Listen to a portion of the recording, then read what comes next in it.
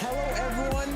Welcome to the MLB The Show 24 Championship Series. My name is Scan. I'm here with my good friend Yayo, and we are here for our Championship Series semifinals here today.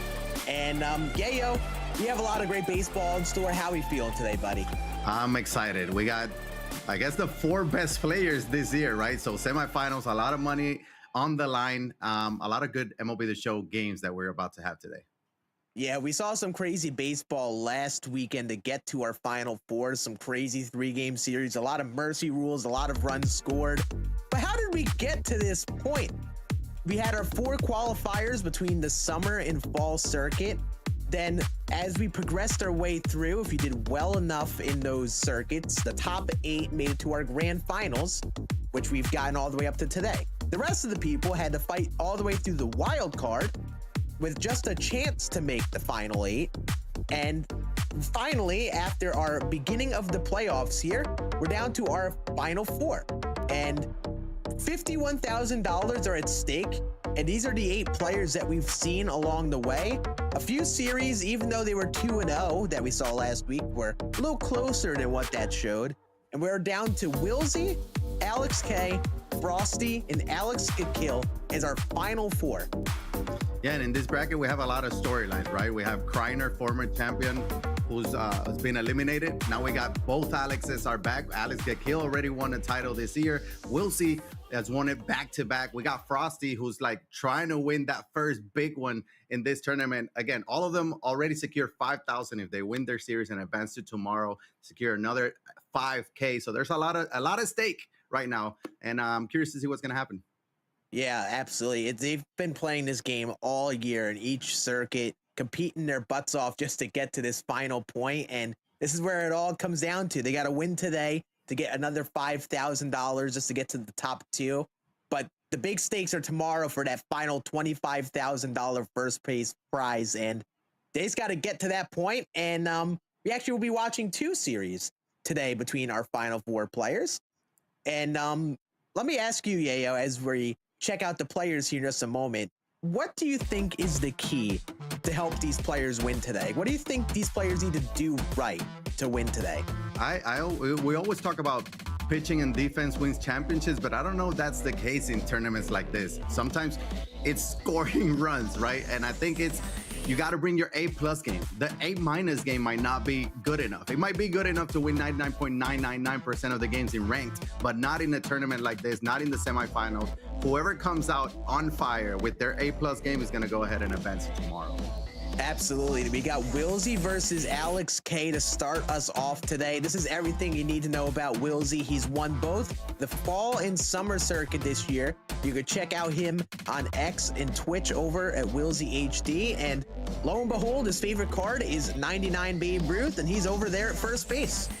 Yeah, and I mean, a stacked lineup. We've talked about Fernando Tatis. He's been using him the whole time. You mentioned, I love that left fielder, completely unbiased with that Roberto Clemente. And the first time we're going to get to see this new Charlie Blackmon, he's going to be DHing. He announced his retirement early as part of the new program. So I'm excited to see, because I think, generally speaking, we all love Charlie Blackmon's swing. So I love seeing that card there and how good he is. He looks on paper as well.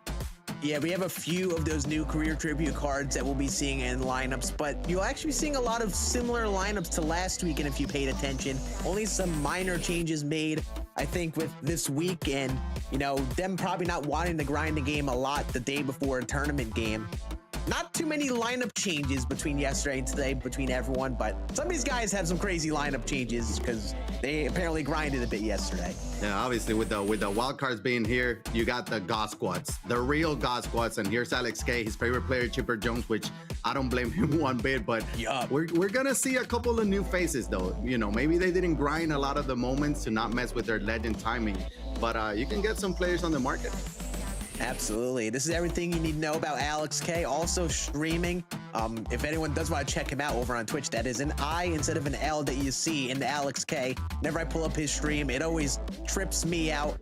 So keep in mind, if you do want to check out any of these guys, they are great players, and a lot of them do stream over on their own channels. But to look over to his lineup, a little bit of an interesting lineup in comparison to the previous. Just a lot of the same from last weekend, just 99 Lou Gehrig being the big change at first base over there for him. And I'm sure you're happy about that one. I love seeing the Lou Gehrig Babe Ruth pairing, which we were talking off camera earlier about. Like, it's maxed out. They're both Babe Ruth, right? They're basically maxed out everything. And the first time we're seeing that Tommy Edman, he's going to be playing second base here. Switch hitter. We know his speed. We know we like his swing, position flexibility as well, just in case you need that later in the game. And in the bench, you can see another Charlie Blackmon. We see the new Dante Bichette as well, who looks very good on paper. But I don't think we're going to see a lot of bench players when you have lineups like this. Yeah, you definitely don't, especially with no backup catcher. You're not going to see too many pinch running because enough of these players have speed. But nonetheless, this is the lineup that we're looking at. A few switch hitters, good mix of righties and lefties as well. And yeah, I think you mentioned that Tommy Edman, he was a bit of a factor for some of the players last week as well. Multiple positions. He can play second, third, center field, wherever you really need him. And he's got enough defense and speed to handle it. So not shocked to see him. Yeah, and Willie Mays as well in center field. We don't see him a lot. I think we've seen Hank Aaron every lineup, but not the case for Willie Mays. So he's going to have Willie Mays. He's going to be playing center field. We know his defense and speed, and obviously it matters. We're going to see a lot of laughing mountains, so the ball will travel well. There's a big gaps there in the outfield as well. So defense in the outfield is key. Absolutely, and we didn't even get to see their pitching staffs, but we did have some new pitchers come out as well over the span of the last couple weeks. And we talked about Lou Gehrig being a collection card. Now that we're able to get those collection cards, we might have to be on Randy Johnson watch today, along with John Donaldson watch as the new ranked award. I'm not sure if any of these guys ranked grinded yesterday or put in an order for that John Donaldson, but there might be a chance we get an appearance of those two. If it ain't going to be today, you'll be seeing them in ranked all over the place in the game at some point soon. I will say, if anybody grinded ranked, it's one of them four, right? Like, because they are that good. They just hop on, they win 11 games in probably like 17 and a half innings, and that's it, right? So I'm looking at you, Frosty. It's gonna be very interesting if they have him, but they know they would have an advantage. So it would be a big advantage because we know how good that John Donaldson card is. Obviously, you talked about Randy Johnson, and that's why we don't see a lot of lefties in the lineup. We saw a max of 3 in their lineup. They don't want to go too lefty heavy with those pitchers available. But here, game one, we see Roy Halladay. Yep, there's been a lot of Roy Halladay is like a big wild card choice for these players, and he's starting once again on the mound for Wilsey. Wilsey at home choosing Laughing Mountain. Alex K at the plate in the black uniforms, and lo and behold, Frosty did end up getting John Donaldson. He just said in chat, so we were spot on with that. But we're interested to see if we see him today. But you'll be seeing a lot of Roy Halladay, potentially Todd Helton on the mound, and these players can only use these starting pitchers once in these series if they're starting them off in the game, as that's going to be a leadoff single for Willie Mays. Yeah, and I think that's a key point as well, right? He's starting. We see Roy Halladay here in game one. You want to go with a pitcher that you feel comfortable with, because this game one is extremely important. Obviously, we've seen people lose their game one and end up losing the series, but you want to get that game one win. So we see Roy Halladay there. We'll see when Frosty uses that John Donaldson. We know how many, how tough that John Donaldson is, especially on Legend. So we'll get to wait on that a little bit, but for now, we got Roy Halladay now against Babe Ruth here. Yeah, and also worth noting, since these are three game series, they have 5 starters in a rotation. They'll be using 3 of them as their normal starting pitchers. The other 2 you'll probably be seeing in game 2 or maybe 3 as starting pitchers out of the bullpen if it went like last weekend. So you'll be seeing these players expending all of their pitching staffs these games, since they're playing in play versus friends and they have their full stamina to work with. That's a dot of a sinker to strike out Babe Ruth. It was probably waiting for that cutter. It never broke right. It stayed right there. And now Chipper is going to ground one a second. Got a little bit of a slow animation and 97 speed over at first. So he won't turn 2, but he got the out at first. And Hank Aaron, again, this Hank Aaron has been, he's just so good, right? And we see the average there with 577. Doesn't matter if he's righty. He's just so good. One of the best hitters in the game. Yeah, he's really gotten the spotlight here this season, being one of the first 99s people have gotten a hold of, and has been one of the big hitters in the heart of orders. And if you watched last weekend, he did a lot of damage, and definitely expecting that here today. And thing is, we're already 2 outs here in the first for Alex K at the plate. And we talk about it with Wilsey all the time. There's a lot of pressure to score early, because if he gets going early offensively, he is tough to keep up with.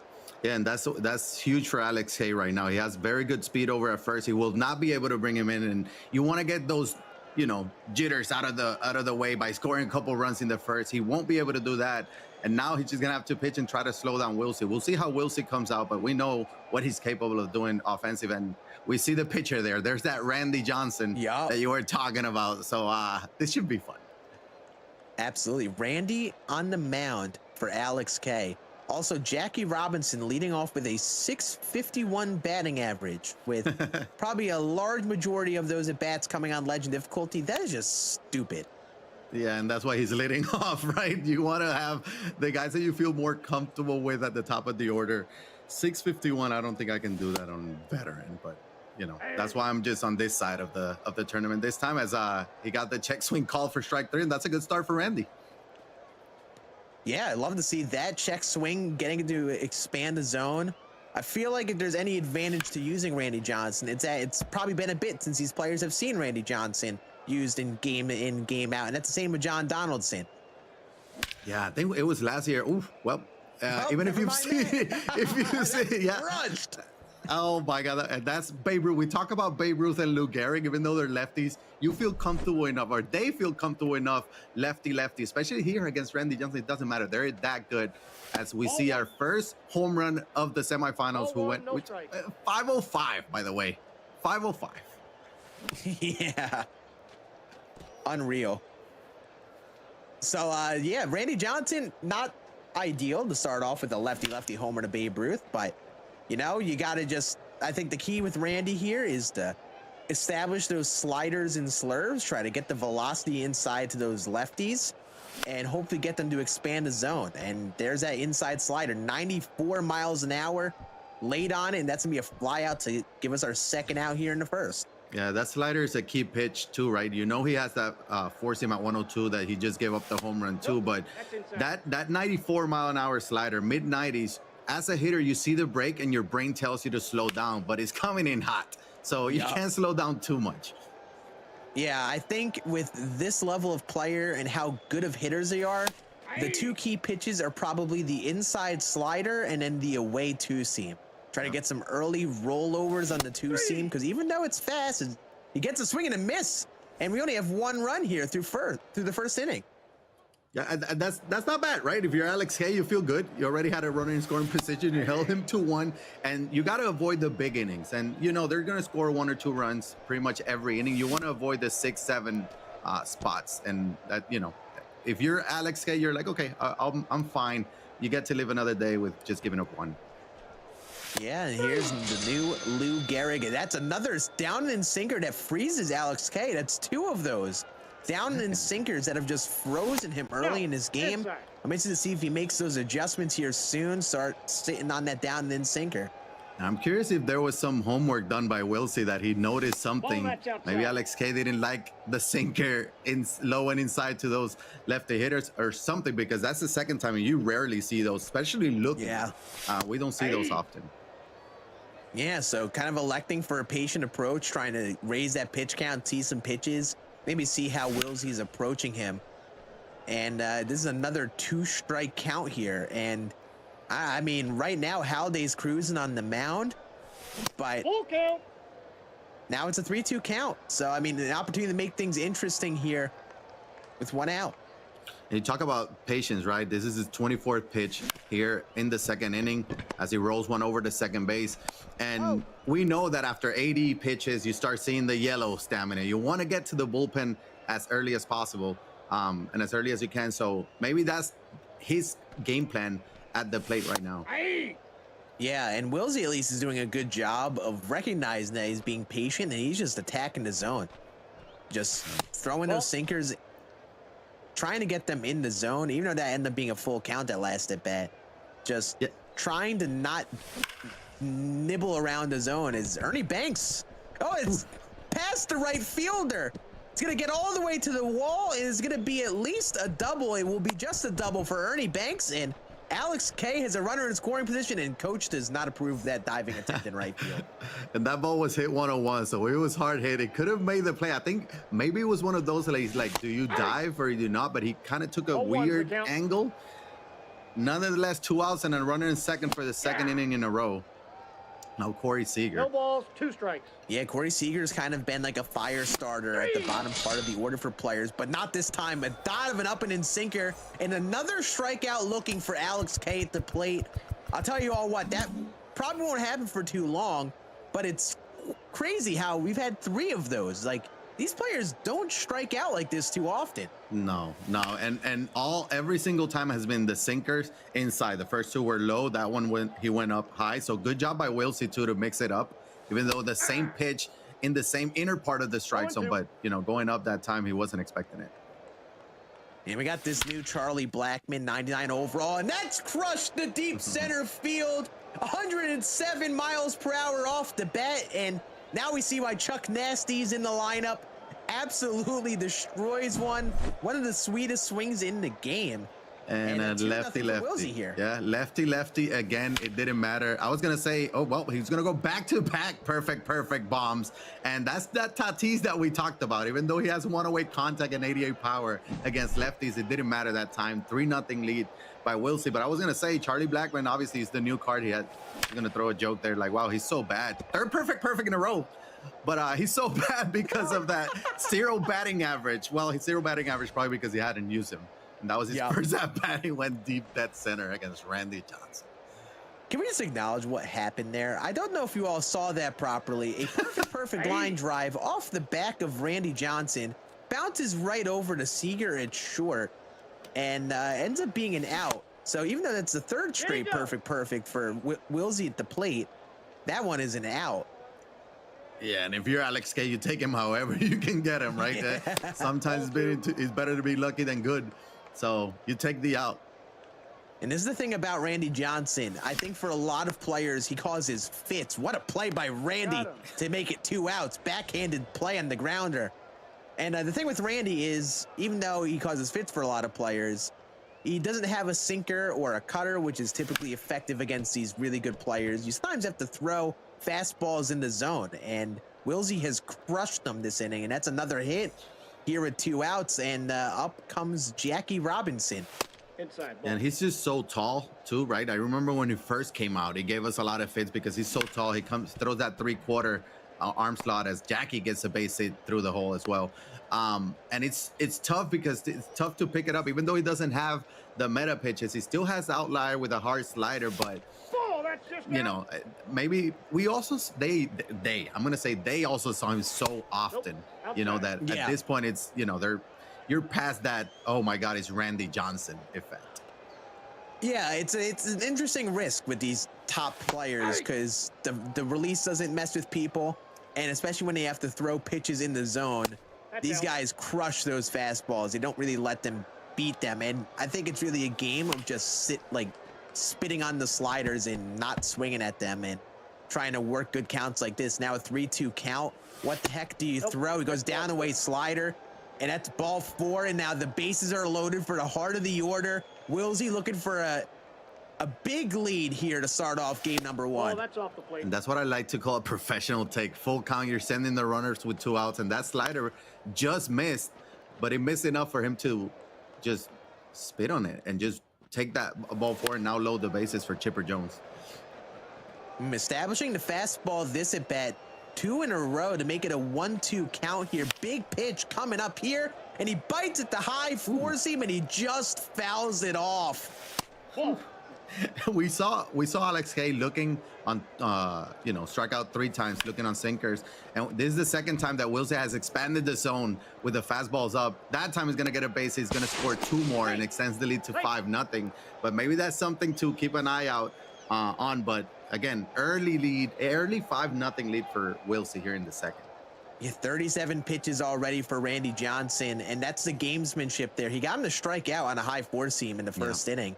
And went to it again. Didn't get him, but Hank Aaron demolishes this one to deep right field. 108 miles per hour off the bat, and it is very quickly 8-0 for Wilsey here in just the bottom of the second. And I talked about the big innings. You take that 1 run, you allow 1 run in the first, you're fine with that. But now giving up 7 here in the second, that's just too much, and that's what happens with these players. They get locked in and they put up those big innings, and the game can get away real quick. There's that fastball again. Down goes Wilson, but he put up 7 in the second. He's feeling pretty good right now. Yep, and that just puts a lot of pressure on you. You're only in the second, and you're not near the fourth with that mercy territory in play. But you know you got to start putting up some runs just to keep up and stay in this game. Tommy Edman's going to slap this one to left field. That'll drop right in front of the left fielder. So a leadoff hit in the 9th spot, setting the table for the top of the order. And up comes Willie Mays, who also started this game off with a single. Yeah, you need a couple of runs if you're Alex K here. You're down 8. Yeah, the 4th inning, it's still plenty of baseball left, but you don't want to be too close to that mercy because you know Wilsey's the home team. He can have another big inning like that and just end the game just like that. Went out. Yeah, and just a refresher, this is legend difficulty. Players are using season 3 eligible lineups currently. If you're curious of what these teams look like, these are best of 3 series. The winner of this series will move on to our finals tomorrow and guarantee $10,000. And also with these stakes, that is crushed to deep right center field by Willie Mays. So here comes Alex K. 2 runs here in the 3rd. And we've seen players like Weens in last weekend. I think Weens came back down 9 in the game. So anything can happen. No lead is safe. And that's how you want to start off the 3rd here. A big 2-run tank. Yeah, that was huge. Tommy Edwin with the slap single there, like you mentioned. Get the inning going, then top of the order. This is the heart of the order. This is when you want to score some runs. If you're Alex K, cut that lead at least in half, and you'll feel pretty good. Yeah, it's a game of just trying to stay within reach and just wait for that big inning of yours, because Alex K is more than capable. All 4 of these players are capable of keeping up with Wilsey. They're all amongst the best hitters in the game. So you just got to stay in the game and give yourself a chance in a game. You fall too far behind, especially near that 4th inning. You don't have a chance with Wilsey as his home team. So you need to try to stay in, try to keep up with them, and even if you get close, try to take a big lead, because you got to anticipate him constantly scoring.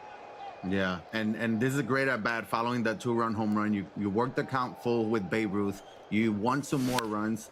Now you got to be aggressive. There's that sinker that have been working for him in the first couple innings, and you see Alex Hay already making an adjustment and fouling that off.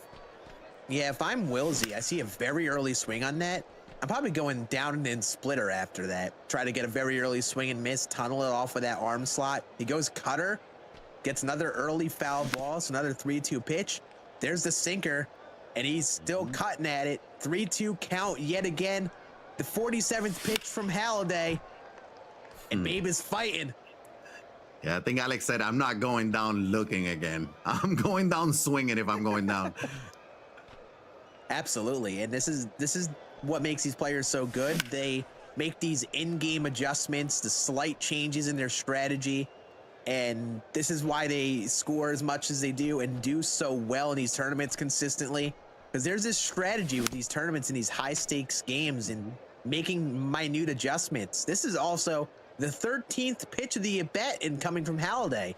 The 50th of the game. So this is one of those at-bats that we can look back and it's like, you remember that 13th pitch at-bat that Bate had in the second? Work the pitch count up. So he's up to 50 now. That's a great at-bat. He ended up working the walk. So very great, good at-bat there by Alex K. And good start here to the top of the 3rd. Absolutely. I mean, we talked about how he was pitching efficiently. That's driven to deep left field. Isn't going to hook fair? It does not. It goes foul. Just late on it. It just gets out of play. That's ball 2. And yeah, I think we talked about it. He was pitching aggressively in the first couple innings. Only 20-something pitches through 2 innings. Doubled that pitch count here, but that's a grounder to second. Jackie flips to short. And that is an absolute buzzkill of a double play if you're Alex K. Great at bat to get Babe Ruth on, and then he just gets eliminated with 1 ground ball. Yeah, that one hurts because you put up some great at-bats to start the inning off. You got a couple runs. Now you can get a 2-out rally, and that's what Hank Aaron's going to try to get started with that perfect single. But that double play, if you're going to give up outs, you obviously don't want to give 2 outs with 1 swing. But hey, the inning's still not over. You got your boy Lou Gehrig now at the plate. Yeah, and that's crushed the deep right field. Does it have the legs? It does. Sweet Lou hits a 2-run tank of his own to right field. And that lead is cut down in half. 8 4 here in the third. That home run might have been your fault because you said, where's the splitter inside after being early on sinkers and cutters? Well, there was the splitter inside and it did not work out. He sat back beautifully on it.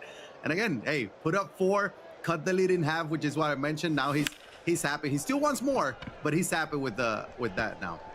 And he gets the down and sinker, gets the late swing he probably wanted, but Adley slabs it to left center field gap. So another hit here with 2 outs.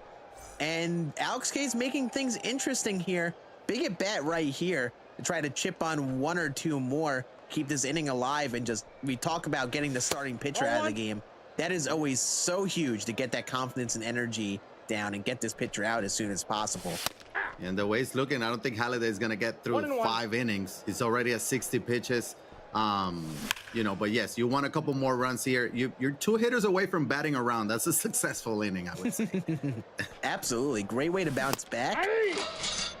And he gets, wow, the swing and miss on a high cutter. Almost didn't expect it. And that ends our inning. So good pitching from Wilsey to minimize, keep it at an 8-4 deficit. And in comes Todd Helton out of the pen. He's in here bright and early here, just the 3rd inning. And I assume he is not going to be using him as his 2nd or 3rd game starter. He definitely can't. He'll be a designated starter out of the pen for him, I guess.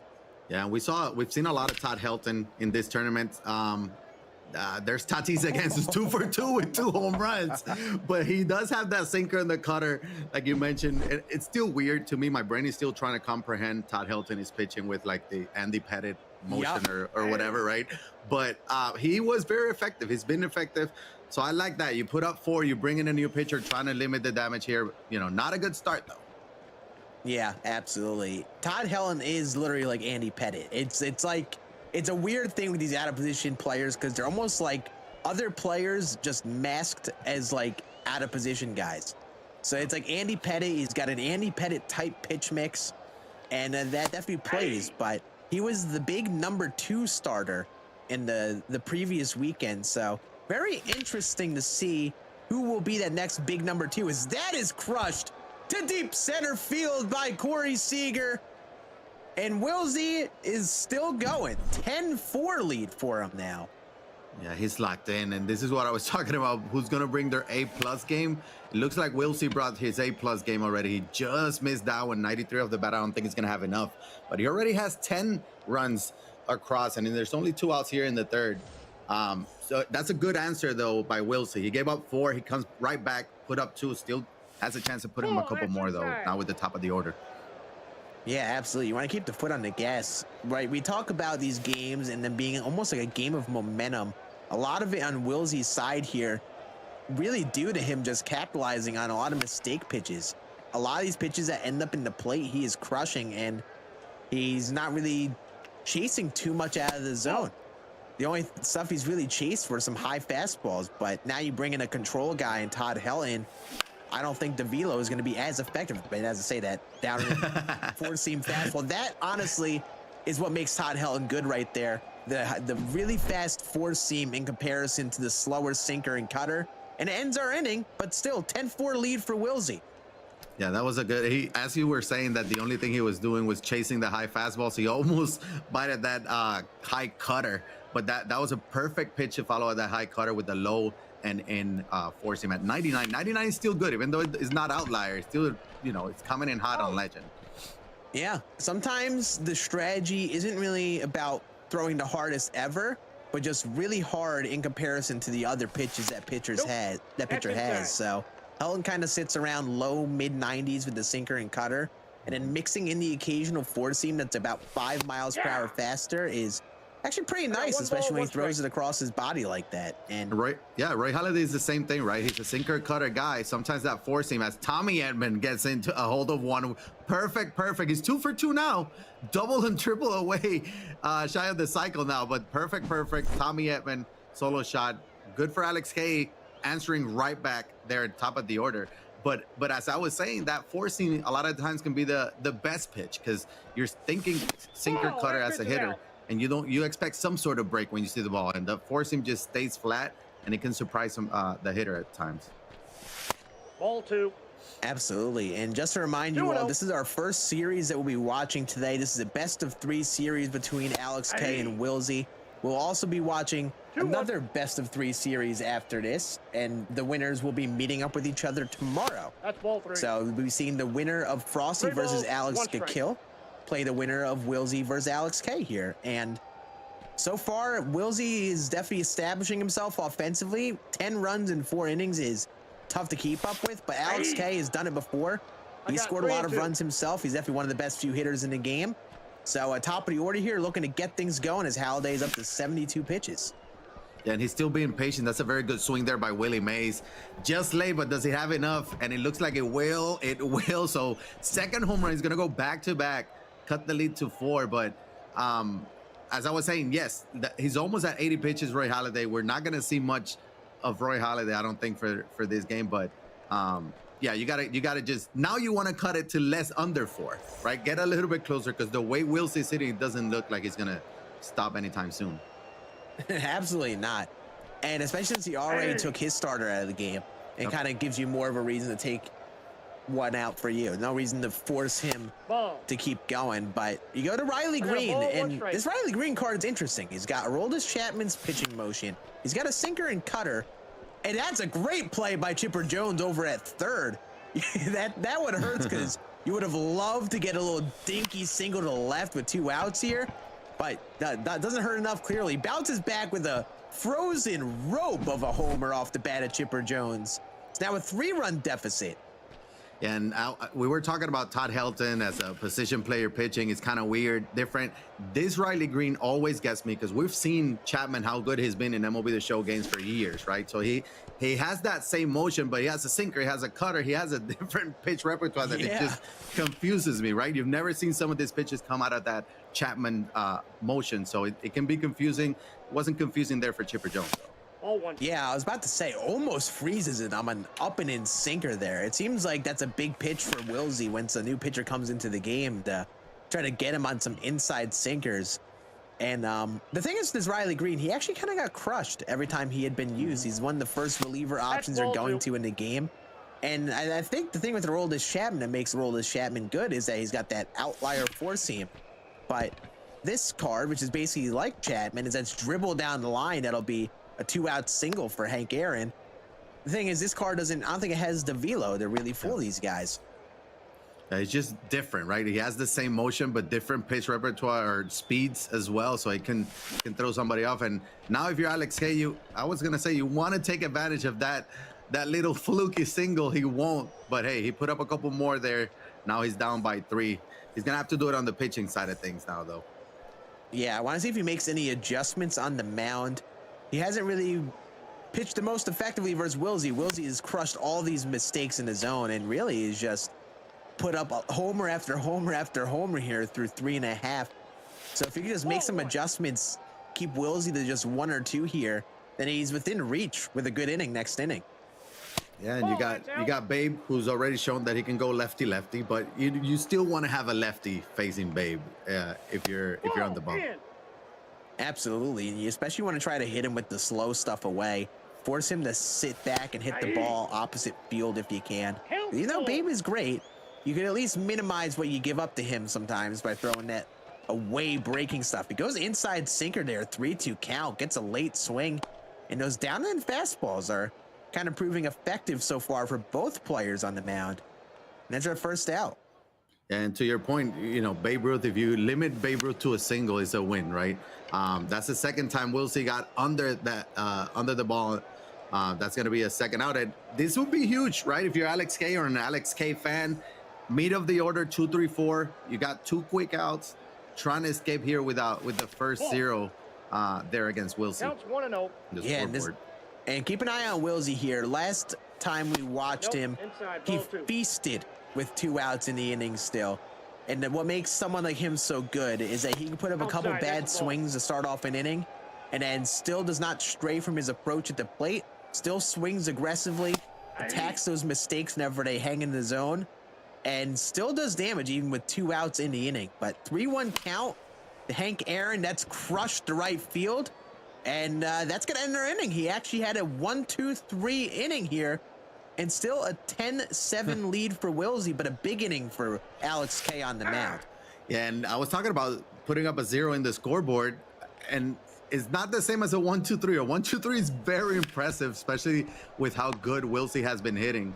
As Adley rolls one over to short for out number one, but that's huge. Now you have to you capitalize on it, right? You feel like you have momentum. You're now down 3 when you were once down 7, right? So you need a big inning, but it's gonna have to come from the bottom of the order. Yeah, you said it right. He needs a big inning. He's due for a big, high-scoring inning at some point. That's what these players do. Sometimes they have those big, crooked number innings, and you would love for that opportunity to come right here. What's been killing Alex K this game, funny enough, has been the double play. So he's got a single here. Got to make sure you try to elevate this ball, especially here at Laughing Mountain. Just hit a fly ball and hope it carries out, because the double play has been hurting you this game. Yeah, get under it, wait for Laughing Mountain to do his thing. And the thing is that even if they get under it, their timing is going to be good. You're going to get, sometimes you need 98 off the bat. It's going to be plenty. But we see Wilsey just staying away, trying to get that rollover grounder. 3-2. Yep, especially with players this caliber, you're almost anticipating them being early on the away pitch and rolling it over.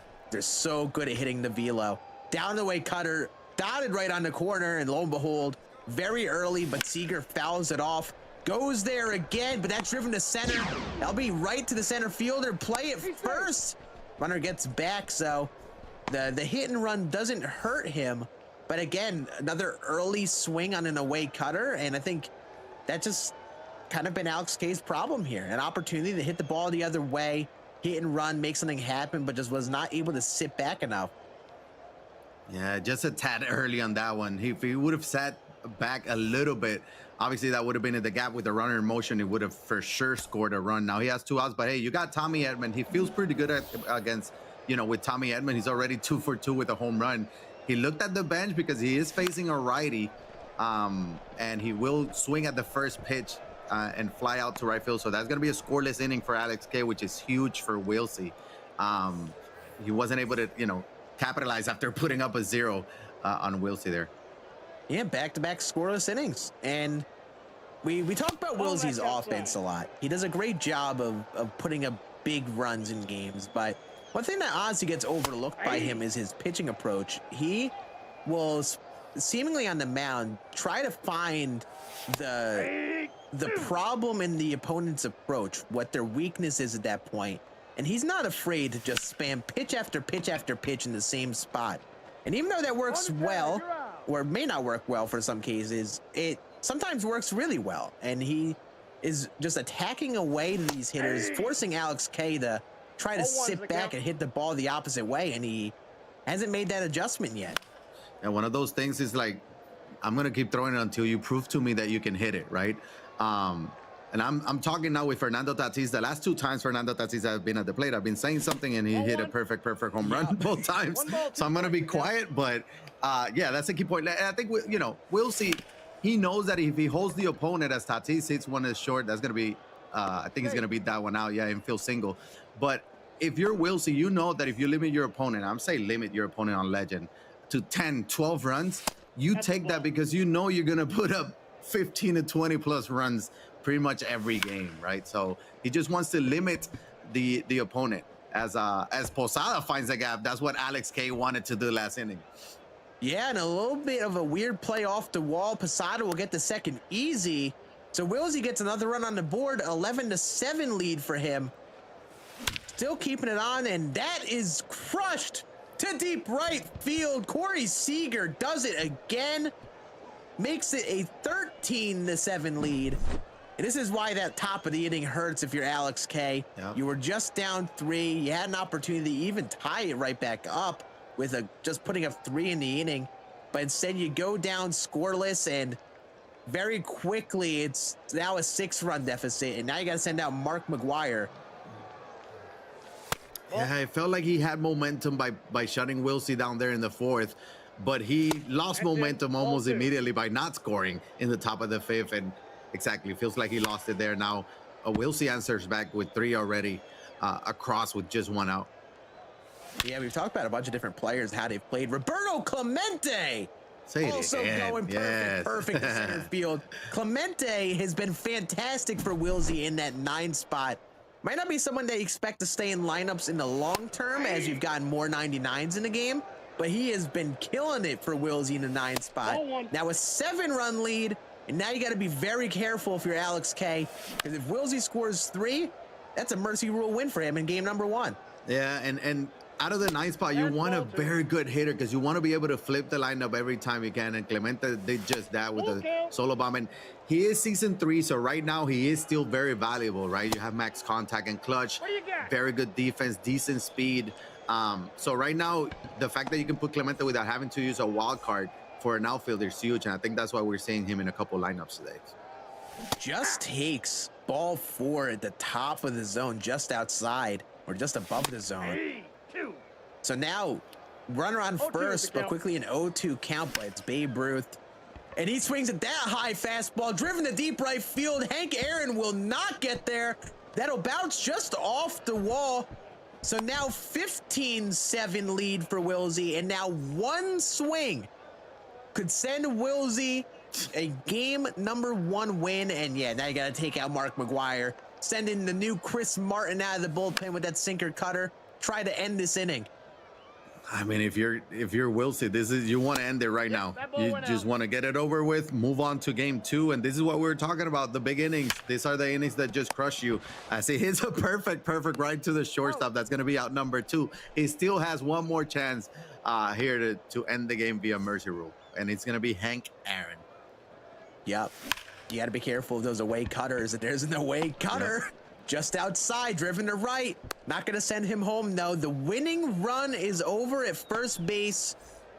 Chris Martin, I think, has to face one more batter. And, of course, it's the new 99 overall Chuck Nasty up at the plate. 0-1. Yeah, dangerous spot here, huh? Ooh, but attacks him inside cutter. High fly ball, but Chipper makes the play and left. So Alex K averts trouble, stays in this game, but is still down 8 runs in the top of the 6th. And I know we talked about there's no clock in baseball, but the clock is definitely ticking. You don't have that much time here with only 3 innings. Diving play by Seager, but that'll be another hit for Willie Mays, who's 4 for 4 this game now. This needs to hit him in to try to get a big inning started here. That's why he has him leading off, right? You want somebody that's gonna get on base, gonna drive in runs every single time. And if you're Alex K, I mean, yes, you live to see another day by avoiding the mercy rule there in the 5th, but you need runs and you need them now. Absolutely. And Alex K is capable. That's a fly ball. Deep left field. Does it have the legs at the track? It's caught just underneath it with Babe Ruth there. What could have been a big 2-run homer to start this inning, but instead he's just late, just underneath that pitch in the corner, and he probably wants that swing back. Yeah, he just missed that one, and we see the 91 of the bat. He just needed probably 93, 94 would have been enough there in left field with the 345. The right field that goes, but the left field that wants to stay in here, a Laughing Mountain. By the 3-1 count, bouncing back, taking some pitches to start off this at bat. We talked about the double play.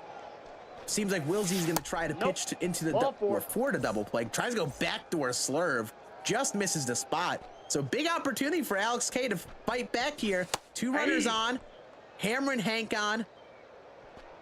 Got to be careful here for Wilsey. Even though you got a big lead here, you do not want Alex K to get some life and fight himself back into this game. He already got himself into the game down, I believe 8 it was earlier in the game. Yeah. I think, you know, that slurve there with the previous hitter, it was a great pitch because you're like, okay, if I walk him, but I'm going to face a righty for a chance at a double play, and that's the double play. So scoreless 6 here for Alex K, and Wilsey's 2 runs away from ending the game and walking it off. The 3rd double play for Wilsey on the mound this game. Honestly, he's just sticking with his approach on the mound. With those runners on, he's really just throwing away the Alex, saying, hey, here's his down away slurve. You might expect it coming, but I'm going to keep throwing it to you until you sit back and hit it the opposite field. He rolls it over to another double play.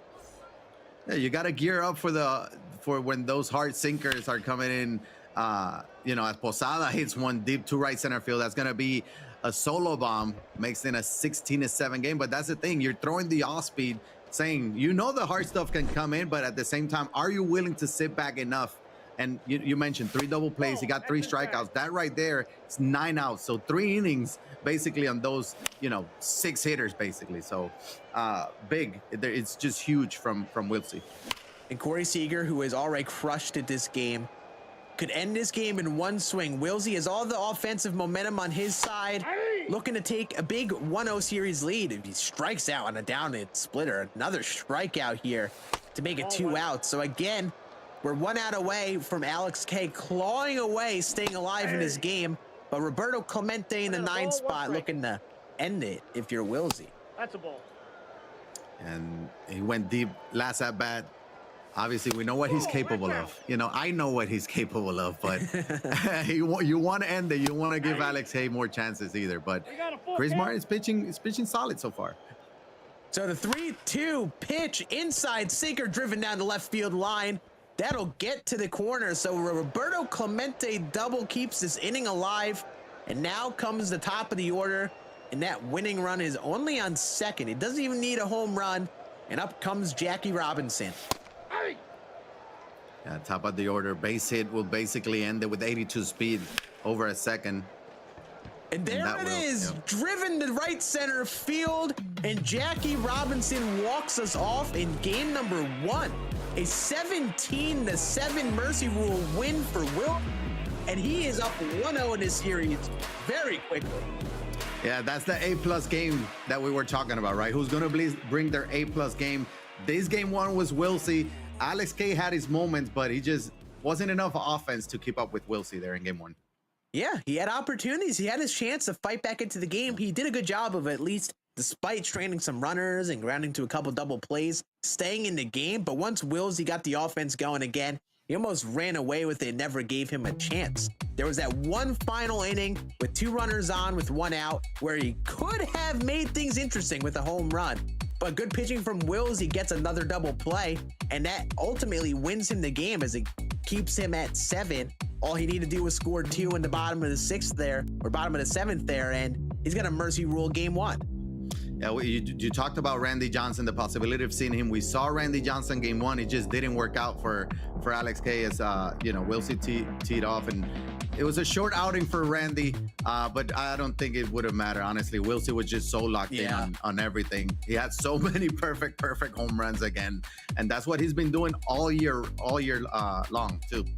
Absolutely. And if you're on the other side of the bracket, you're definitely taking some notes. He did seem to read Randy Johnson well, especially after that first inning.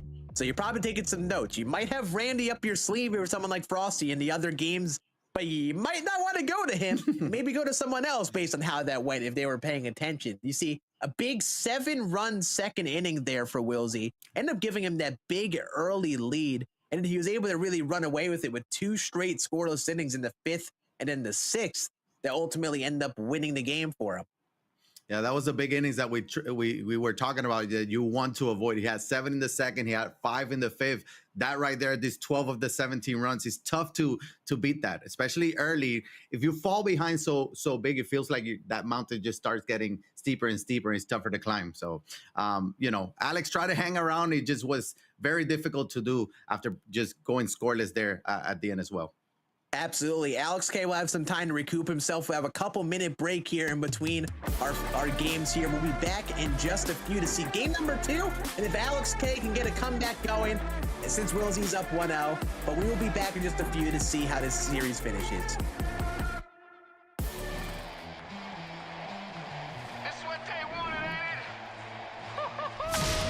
This year's draft class is unbelievable.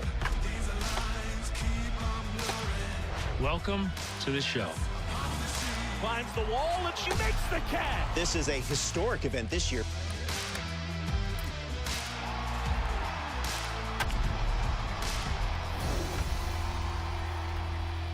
Rated E for everyone.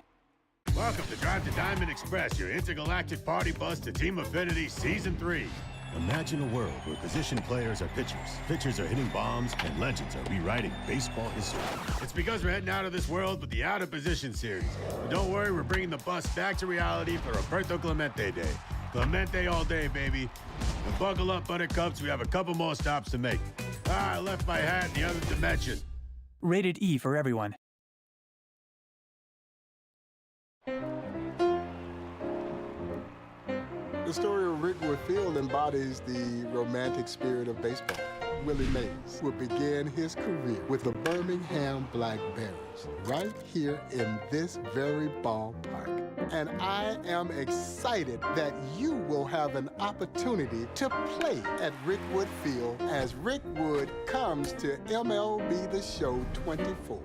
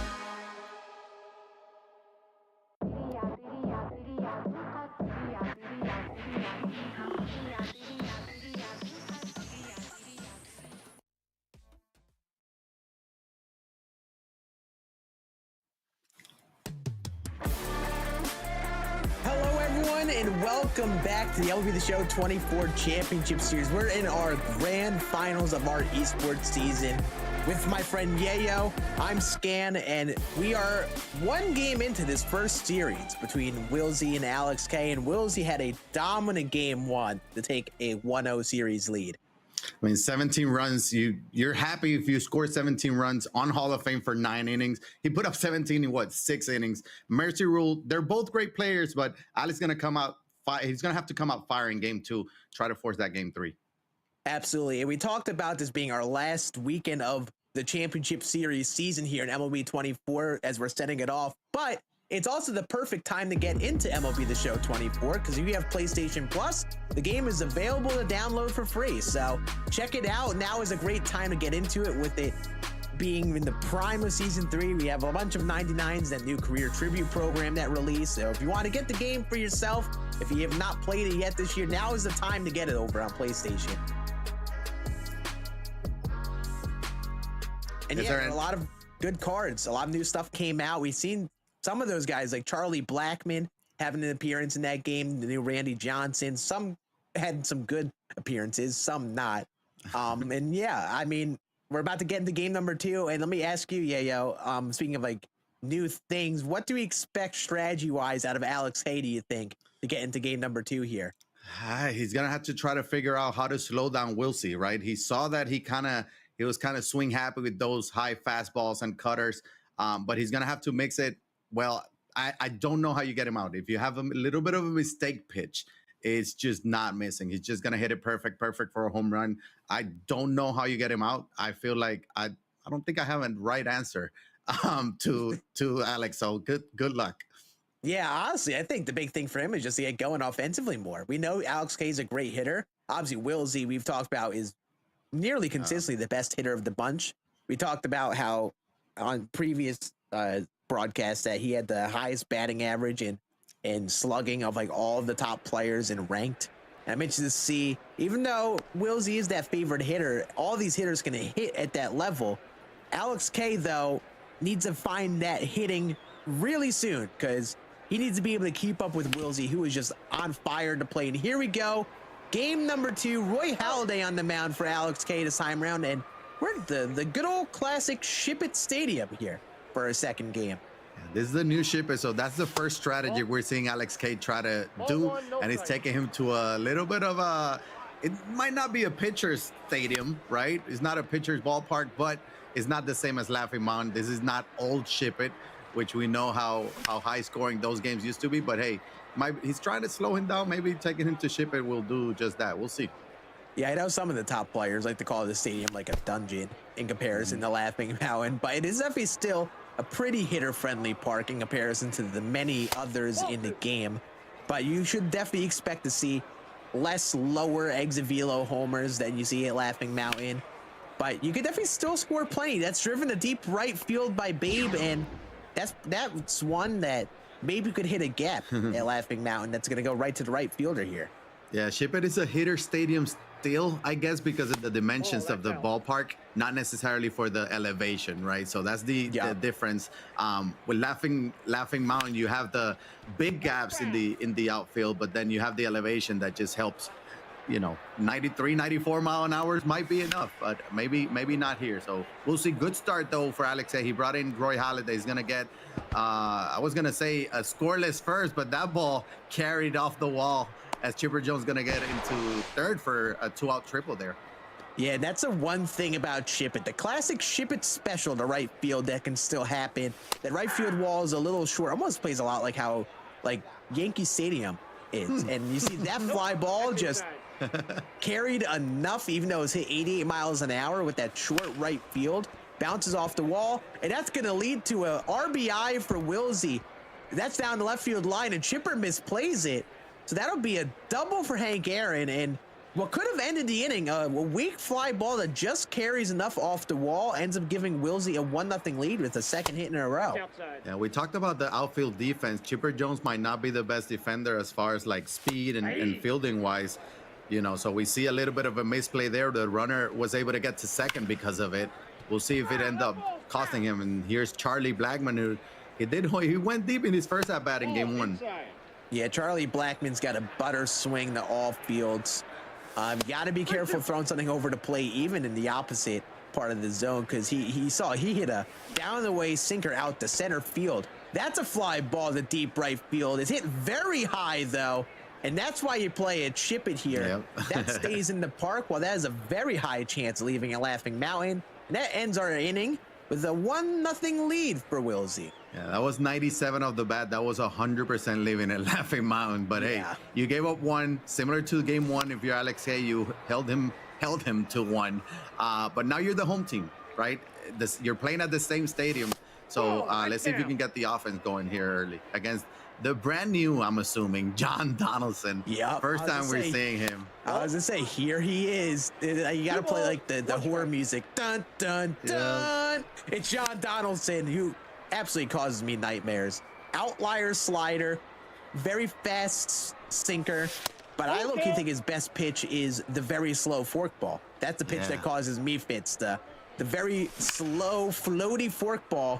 I'm not sure how often they will go to it against the good hitters like this, but good at bat from Willie Mays to start. 3-2 count. Seen a lot of pitches. He's ready for the velo inside. That's the one thing about John Donaldson. You should be ready for anything fast inside. That's driven to right field, just right to the right fielder, Hank Aaron. Good swing, good at bat. Unfortunate outcome for a first out here. Yeah, and John Donaldson, it feels like he has everything you want in a pitcher, right? You see the 103-mile-an-hour fastball. He throws that slider at 95. And you mentioned the forkball as Babe Ruth hits one deep to center field. That's going to be a solo shot, and Alex K answers back and ties the ball game up with a Babe Ruth lefty bomb, similar to what Wilsey did in Game 1. But with that forkball, it can be effective, right? Especially when you're looking for the double plays. You just got to be very careful because the control is not the same, right? So that par gets a little bit bigger. You don't want to make a mistake pitch and leave it right over the plate as Chipper hits another one deep center field. That one's staying, though. Yeah, now that's where that slider is really good. The high-speed slider. We talked about with Randy Johnson. Inside to opposite-handed hitters is very tough. And with John Donaldson, he's got enough control on it where you can almost throw it high and inside sometimes, too. You kind of mix eye levels up with it. And what Wilsey did a good job there of throwing that, he threw that slider in the zone there. He's establishing it in the strike zone. The only time John Donaldson and Randy Johnson can get a little easier to hit is when you know those sliders are going off the plate inside. Yep. So you got to hit the zone, you got to establish it, and that's what he does. Gets ahead with it with that down and in slider, and then throws another one a little higher, and that ends our inning. But we're still tied 1-1 after a Babe Ruth tank, and we're very quickly in the second inning. Yeah, I will say, you know, Alex, it might be the first time he's seen John Donaldson in a while. I know there was a lower overall John Donaldson, I believe, in season 1. We've seen him a lot, obviously, in previous years, but he put up some decent swing. His first at bat he was right on it. It was just right to the right fielder. Then he had the home run. He was just late with the one at Chipper Jones to center field that might have been a home run at Laughing Mountain. So he put up some good swings. So if you're Alex Hay, you're trying to look at the positive. And another positive is that you finally got Fernando Tatis out and not to hit a home run. Yeah, exactly. You could see Shippett is already making a difference here with the short right field wall, with the deep fly balls to the left and right center field gaps. So you typically expect a lower scoring game. That's driven to right field. Another hard hit out right to the right fielder. So we might have a different feel of a game here, at least while these starting pitchers are in the game. Some hard hit out, some deep fly balls that they're just missing. And here at Chippett Stadium, it is keeping the ball in the field. And if you're Alex K, that's exactly what you wanted. You wanted to slow Wilsey out, you know, slow him down somehow, right? It's working so far. It's working so far. He did have that triple with a little bit of a Shippett special, the wall being so tall, not like the Green Monster, but tall enough for it to stay up there for a while and bounce and get that triple. But, you know, again, you're slowing him down. You take that win, and hopefully you have enough offense to force a game 3. There's a high fly ball, deep right field. It looks like we'll have a play at the wall, and what a catch by Hank Aaron to end the inning. Wow. Earlier, you saw him just miss the jumping catch at the wall that ended up costing him a run. This time, Hank makes the play to end the inning, and what a play that was. And that's also huge because 2 outs. That you know, you don't want to get the 2-out rally going, right? If that would have been on the wall, it would have been another triple. So great play there by Hank Aaron. He does it all. And Lou Gehrig starts off with a hard hit ground ball. John Donaldson is just peppering the zone with sinkers and sliders right now. He is just attacking his own down and in sinker, just laid on and again. It just feels like from watching these two, from the first 2 games, Alex K just hasn't had the comfortable timing yet to start off this game or this series. He's had some good swings, but has not had the consistent timing like we've seen from Wilsey, where even though Wilsey has only scored 1, he's crushing the ball right to fielder. That's another hard hit ball right past the diving third baseman. So this will be a 2-out hit with Ernie Banks, and you'd love to get something going here if you're Alex K. You're the home team. You're down this series. You'd love to take an early lead here and kind of put some pressure on Wilsey. Yeah, like you mentioned with Alex K, it was also the double plays, right? He kind of hit himself out of big innings or bigger innings as well. He had 3 strikeouts looking in the first 2 innings, so unproductive outs. Sometimes if you're gonna get out, you want to have at least productive out, advance the runner, long at bats, that sort of thing. Everything matters, right? Right now with John Donaldson, it's 26 pitches here in the second. You're trying to get that pitch count up, but it's so tough as he's attacking the zone, right? So it's tough to be patient when he's throwing a lot of strikes at you. And there is that fork ball. When you could throw it like that, it's not a normal way you'd see that fork ball used. But against these good players, a high fork ball that almost looks like a sinker out of the hand could be unreal, especially if a player is off on his timing like Alex K has been. And that fork ball just, oh man, like it. I don't know if any of you have faced John Donaldson all year. His dad is crushed to deep left field by Roberto Clemente. And Wilsey's got the lead once again, 2-1. But yeah, I don't know if any of you have faced John Donaldson, but that's a pitch that owns my life, that fork ball. It's impossible to sit back, right? Because you're thinking about the 103 and the hard slider. So you see that fork ball, and it's like, it never gets to home plate, right? So I feel that. I'm glad I'm not facing John Donaldson right now. I mean, there's a reason I'm here in the booth and not out there playing. This is a fly ball to center field. That'll be caught. Another good swing. And then there's another difference. This is the story of 2 swings right here. Perfect from Clemente. Pulled to left. That's gone. But similar contact and power for Jackie Robinson. Just deep fly ball to center field on non-perfect contact. And that's kind of the difference in almost like the small risk you take with those players who hover around 80 to 90 power. If you're playing the home run ball, you got to really piece it up to hit it out. That ball is also really pieced, just right to the right fielder. Right on cue. I was going to say, that one was pieced. It didn't matter. It was right to the right fielder. But you're exactly right. The thing is that we have so many good players that you don't really see the captain boost, right? You know, that Clemente's much better. There's Chipper Jones with an opposite field home run. That's another solo shot. He's 3rd of the game for Wilsey. He takes a 3-1 lead. But, you know, with Clemente, he gets that much better when he gets that O'Neal Cruz boost, right? But they don't really need them because the Cards like Hank Aaron, they have 122, 117 against righties. He's going to hit a perfect shot to center field back-to-back. So I think that's the difference as well. Yeah, another home run in the inning for Wilsey. Makes it 3. Is that driven to right field? It is high. It is far. It is off the wall. Chuck Nasty just misses his 4th homer of the inning. Not Chuck Nasty's 4th homer. Wilsey's 4th homer of the inning. That would be crazy. But here comes Tatis with 2 outs. And we talk about 2 outs and opportunities to keep innings alive and score some more runs. This is a big one right here. 3-run lead, 2 outs, opportunity to keep this inning alive with one of your best hitters, Fernando Tatis Jr. And this is what kind of Wilsey has done to keep padding on in these leads. He just kind of keeps scoring when those runners in scoring position are there. And I wonder how much that Chuck Nasty hit as Tatis was late on that one. He's going to stay in play for out number 3. I wonder how much of that was confidence. You know, it helped him with the Roy Halladay maybe losing a little bit of confidence after giving up, you know, 3 home runs that inning. We didn't see a mound visit or anything, so I wonder if that helped. But again, it didn't matter.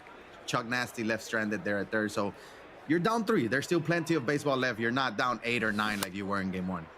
There you go. Absolutely. And just to remind anyone who's just tuning in, this is our semifinals of our MLB The Show Championship Series Grand Final.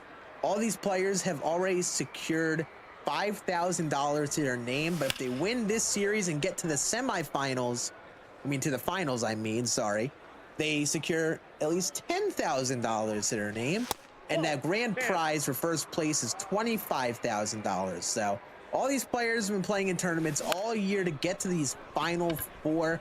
Opportunity for big money here. So even though they've already made out well, you would love a chance at $25K in that final series tomorrow. And this is just our first series you're watching today with a 1-0 lead for Wilsey, if you see on your bottom right corner of the screen.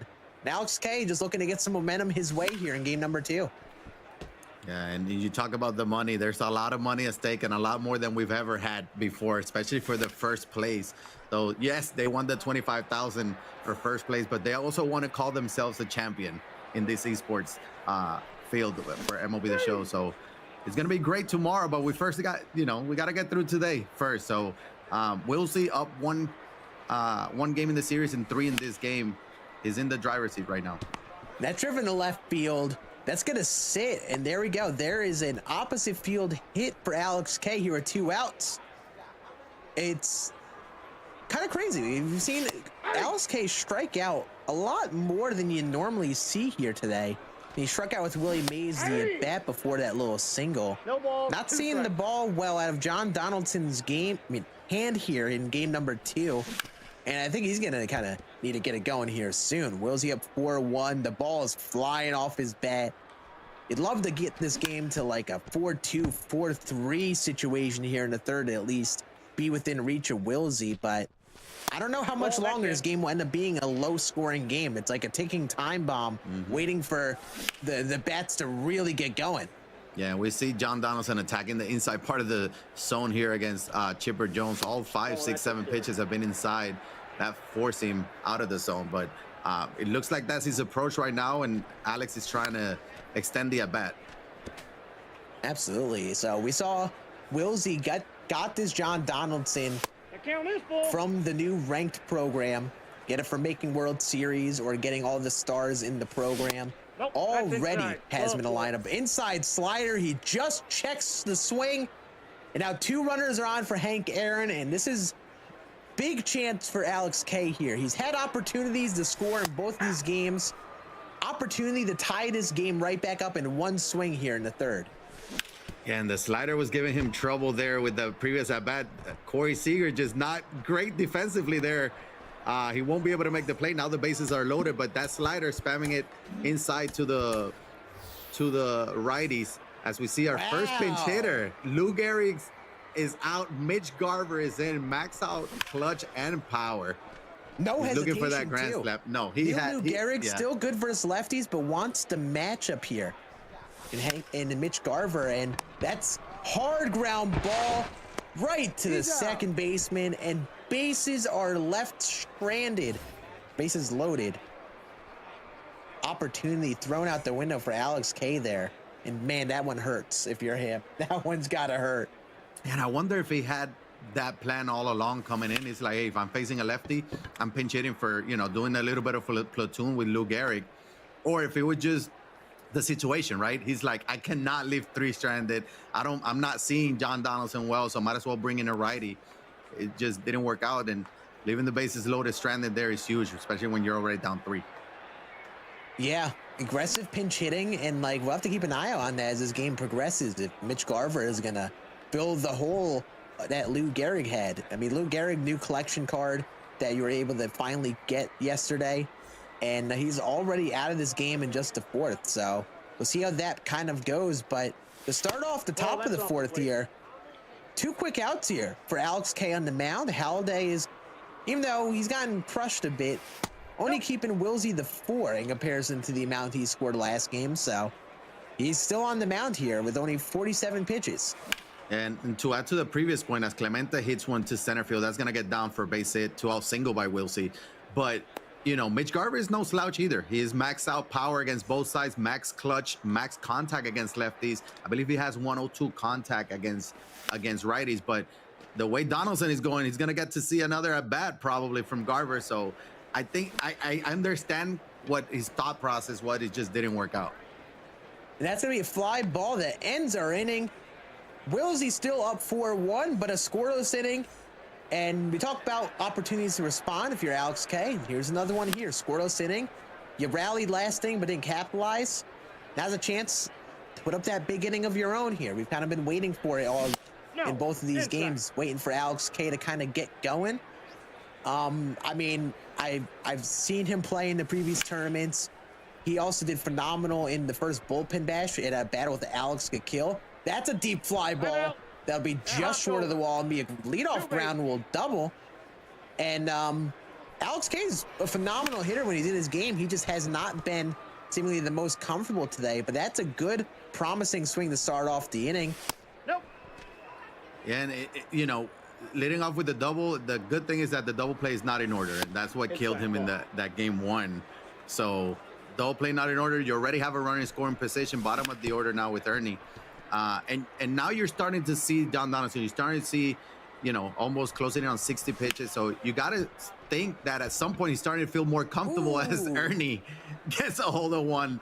And yeah, that's a 2-run shot. That's what I was saying, where you start seeing the pitchers more and more and more. You start feeling more comfortable. You start putting up some better swings and seeing some better results. Yeah, after the last couple innings, Alex K's contact has definitely gotten better. He's hitting the ball to the opposite field. Ball's coming off the bat really hard. Got that home run they was probably looking for last inning on a high fastball. And he's looked better in these last couple innings. It just hasn't translated in the scoreboard. That's driven to deep left field by Corey Seager, and that one is gonna go. That's here we go. Tie ball game. Here comes Alex K. 4 runs. Keep an eye out on Wilsey and what he does on the mound. Is he gonna keep John Donaldson in? And if he does, how much longer? He's still in to face Tommy Edman here. Yeah, he's given up 3 already here in the bottom of the 4th. We got a brand new ball game. Yeah, I think you're okay by leaving him now. You know, it's still early in the game, but he probably got somebody getting loose there in the bullpen. Oh. Absolutely, definitely gonna consider it. But the strategy kind of changes. You're up 1-0 in this series. You know, you have another game where you go back to Laughing Mountain and you're stomping grounds where you scored 17 in game 1. So probably partially just going to accept that this is going to be a pitcher type duel to start off this game, lower offense, and just try to keep John Donaldson in. So whenever you do get to the bullpen game, you have all of your options left. Yeah. Seemingly doing that here, even though he's up to 68 pitches here in the 4th. He's got all of his bullpen to work with, and even a potential starter out of the pen. We're just going to keep going with John Donaldson. And Alex K just kind of worked that pitch count. Another full count here. Here comes the pitch. There's your fork. Yeah, there it is. He tried to sit back on it. Yeah. Was late on it. So now another 3-2 pitch. Good sequence. He has had a tough time with those low and away sinkers in some of these at-bats. That has probably been the go-to out pitch for Wilsey on the mound, and he gets another one after a good forkball. So now 2 outs here. He went to the sinker, the same spot he just threw the forkball, right? And that's tough because it's a 13, 14 mile an hour difference in both pitches as Babe gets on top of that one, rolls that forkball. But that will do it for Alex. Hey, he did put up 3. He ties the game up, tied at 4-4. But that was great pitching there by Wilson. Way to bounce back, right? He gave up 3. The first 3 that came out to the plate came across to score, but then he had his 1-2-3 after that. So that's big to kind of slow down. And the same thing we talked about Alex K trying to avoid the big innings, right? With Wilsey, that's what Wilsey did with Alex K. 3 runs is not necessarily the end of the world. That's driven to deep right field. That one is going to find a gap. Babe Ruth leads it off for Wilsey with a double to start us off here in the 5th. And yeah, I mean, you said it, you hit the nail right on the head. It's really good job of minimizing damage. Wilsey's done a great job of getting weak contact out of Alex K. And even though Alex has gotten some offensive momentum his way and started piecing up some balls, he made the adjustments on the mound he needed to that inning and kept it at 4 and starts it right back up with a leadoff double. Yeah, same way Alex K started his inning with a leadoff double, and we know how that turned out. So 3-4-5 due up now here for Wilsey. So very dangerous spot. And for Alex, he has to be very careful. Yeah, and Roy Halladay stay on the mound. He has pitched a little bit more efficiently than John Donaldson for Wilsey. But nonetheless, still giving up 4 runs, leadoff runner, now a 3-2 count. That is demolished to deep left center field. And Chipper Jones absolutely spit on that thing. 6-4 lead for Wilsey here in the top of the 5th. I mean, and that's a mistake pitch. He caught way too much of the plate. I thought he would be a little bit more conservative with Hank Aaron due up, on deck and maybe try to put himself in that double play scenario. It did not work out. He caught way too much plate, and Wilsey he has not missed one of them this series, and there's another one.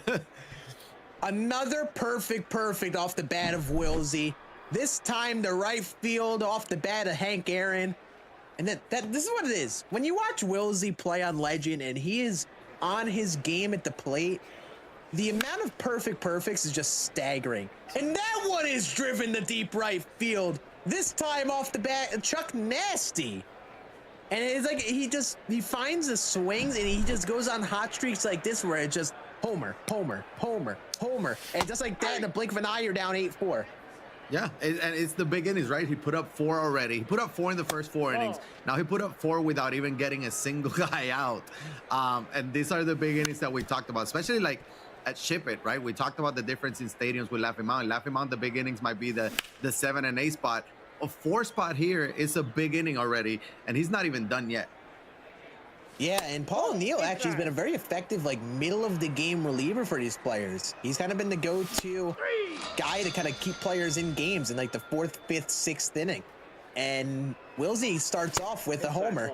And welcome to the game.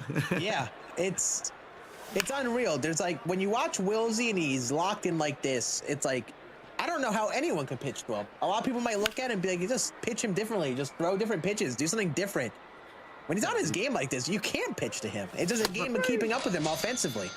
That's what I was saying earlier, where you asked me, it's like, what should Alex K do? It's like, well, I don't know what else can he do, right? Like, you're going to start throwing slurs up and away, or like you sometimes try to mix it up, but he feels like he's just on everything. And he might have swings like that. There's an out. You're going to get outs at some point, but it's just so difficult. Every at-bat is just so stressful when you're pitching to him. It really is. And now this kind of changes the dynamic. 8-4 lead. John Donaldson's still on the mound. And this is kind of where Wilsey keeps doing well on the mound. Ground ball up the middle, must have missed the throw. So that's a leadoff runner. And what Wilsey does well in these scenarios, he still just attacks the zone. Even though he's up and he knows his opponent can score, he pitches aggressively. So I think now the pressure is really on Alex to just really find the swings and the timing that he's been looking for in these first couple of games. He had a good inning last time around to tie it back up 4-4. You'd love to keep it going here. Jose Trevino on the mound with that good old Justin Topa motion out of the bullpen. That's gonna be just foul. If you're Alex Hay, you got to put up some runs here. Yeah, you got a runner on first already. Stay out of the double play. You know that slider slurve are coming at some point. Try to get you to roll over. There it is. And that's exactly what he's going to do. I am so sorry. But that's what we've seen, right? It won't turn 2 with 85 speed, but that's what we saw in game 1, right? And it worked out for Wilsey, so he's sticking with it. He's sticking to it. Now he's going to get a pinch hitter, and he's going with the lefty now as a DHO. Mitch Garver is out, but, you know, you need some runs here if you're Alex Hay. You're already down 1 in the series. 4 in this game. You know, you're trying to survive. Yeah, we talked about the ground ball. He goes to 2 straight down the way sinkers, gets a late swing. Watch out for the screwball. This Trevino throws a screwball. If he's trying to get a ground ball double play, like he's been really going for, that's like his go-to slow pitch. But instead he goes up and in, and Chuck Nasty absolutely destroys it. Perfect tank to right field. And it's 8-6, and wow, I can't believe he went up and in there. He tried to freeze him on that up and in sinker again like he did earlier in the series, but he was all over it. Yeah, 94-mile-an-hour sinker is just not fast enough to jam or get Chuck Nasty looking, right? His swing is so good and so fast. Perfect there. And hey, he answered back. He got 2 already. Yeah, Chuck Nasty might not have been the guy to do that too. That's a ground ball to the left side. Makes it 2 outs. And Chuck Nasty's one of those dudes that has that big old leg kick. You can sometimes tell what pitch is coming a little earlier in the release. And he's tough to beat inside with the velo. And that definitely shows it. He is so good at pulling the ball the right. And yeah, if that's not a selling point to get that career tribute program done and get that Chuck Nasty, I don't know what is, because that card absolutely crushes it. There's multiple good cards there. You know, we're not seeing a lot of them right now here. We saw Chris Martin earlier. He was pretty effective as well in game 1. There's some good cards there that you can get for free, and also get closer to the collection, you know, for that Lou Gehrig, Randy Johnson, as Ernie smokes one to third baseman there, but Chipper will make the play. Yeah, and now he's going to try to decide how the defense should go. He's going to just put out Jackie Robinson, put him at first. He could have swapped Chuck Nasty and Hank Aaron if he wanted to save his bench. It looked like he was trying to make something work by swapping a couple players, but couldn't do that the way that he wanted to, at least. So he is going to send out another bench bat, and now Jackie Robinson enters a revolving door at first base, and he's only got one bench bat left for these final 4 innings. And this is a big inning. This is where it starts getting late, right? We're in the 6th inning. If you're Alex, hey, you're already down 2. You got Clemente, who's 2 for 2 already with a solo shot and a single. He's gonna ground one to short for out number 1. I was gonna say, after Clemente, you got top of the order, who we know what Wilsey has been able to do, not in this game with Jackie, but what he can do with the middle of the order. Outside. Yeah, I mean, here's another, the Chris Martin new card, sinker cutter mix. Always been one of those fun relievers, especially in the battle royale world of things. And so far today, been pretty effective from what I've seen. Dada, as he's attacking the zone, right? So it's tough to be patient when he's throwing a lot of strikes at you. and there is that fork ball. When you could throw it like that, it's not a normal way you'd see that fork ball used. But against these good players, a high fork ball that almost looks like a sinker out of the hand could be unreal, especially if a player is off on his timing like Alex K has been. And that fork ball just, oh man, like it. I don't know if any of you have faced John Donaldson all year. His dad is crushed to deep left field by Roberto Clemente. And Wilsey's got the lead once again, 2-1. But yeah, I don't know if any of you have faced John Donaldson, but that's a pitch that owns my life, that fork ball. It's impossible to sit back, right? Because you're thinking about the 103 and the hard slider. So you see that fork ball, and it's like, it never gets to home plate, right? So I feel that. I'm glad I'm not facing John Donaldson right now. I mean, there's a reason I'm here in the booth and not out there playing. This is a fly ball to center field. That'll be caught. Another good swing. And then there's another difference. This is the story of two swings right here. Perfect from Clemente. Pulled to left. That's gone. But similar contact and power for Jackie Robinson. Just deep fly ball to center field on non-perfect contact. And that's kind of the difference in almost like the small risk you take with those players who hover around 80 to 90 power. If you're playing the home run ball, you got to really piece it up to hit it out. That ball is also really pieced, just right to the right fielder. Right on cue. I was going to say, that one was pieced. It didn't matter. It was right to the right fielder. But you're exactly right. The thing is that we have so many good players that you don't really see the captain boost, right? You know, that Clemente's much better. There's Chipper Jones with an opposite field home run. That's another solo shot. He's third of the game for Wilsey. He takes a 3-1 lead.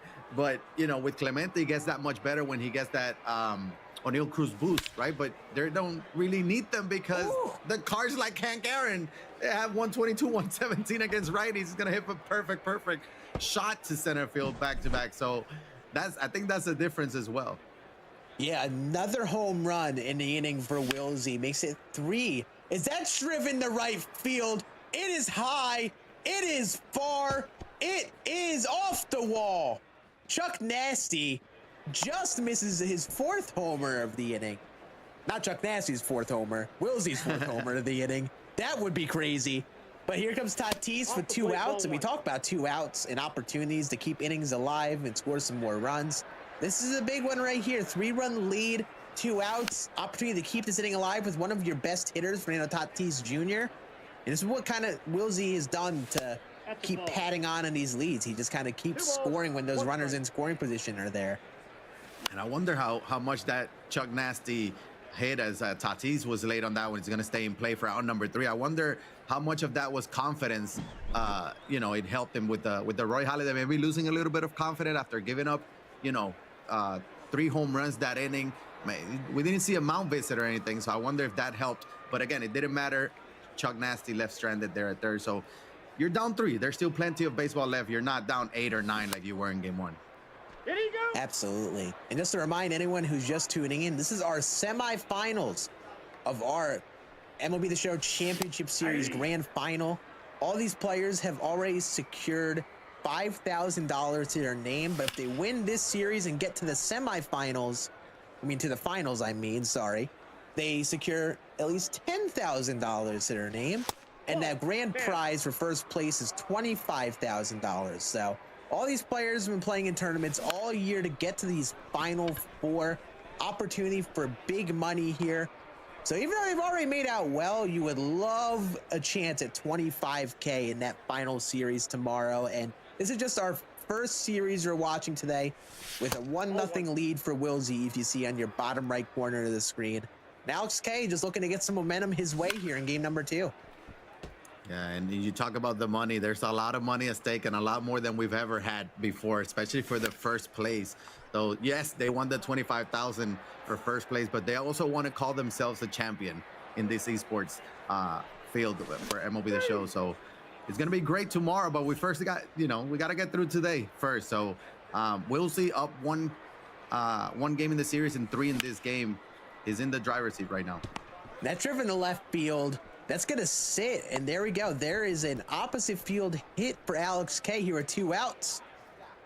It's kind of crazy. We've seen Alex K strike out a lot more than you normally see here today. He struck out with Willie Mays the at-bat before that little single. No ball. Not seeing the ball well out of John Donaldson's hand here in game number 2. And I think he's going to kind of need to get it going here soon. Willsy up 4-1. The ball is flying off his bat. You'd love to get this game to like a 4-2, 4-3 situation here in the third to at least be within reach of Willsy. But I don't know how much longer this game will end up being a low-scoring game. It's like a ticking time bomb waiting for the bats to really get going. Yeah, we see John Donaldson attacking the inside part of the zone here against Chipper Jones. All 5, 6, 7 pitches have been inside.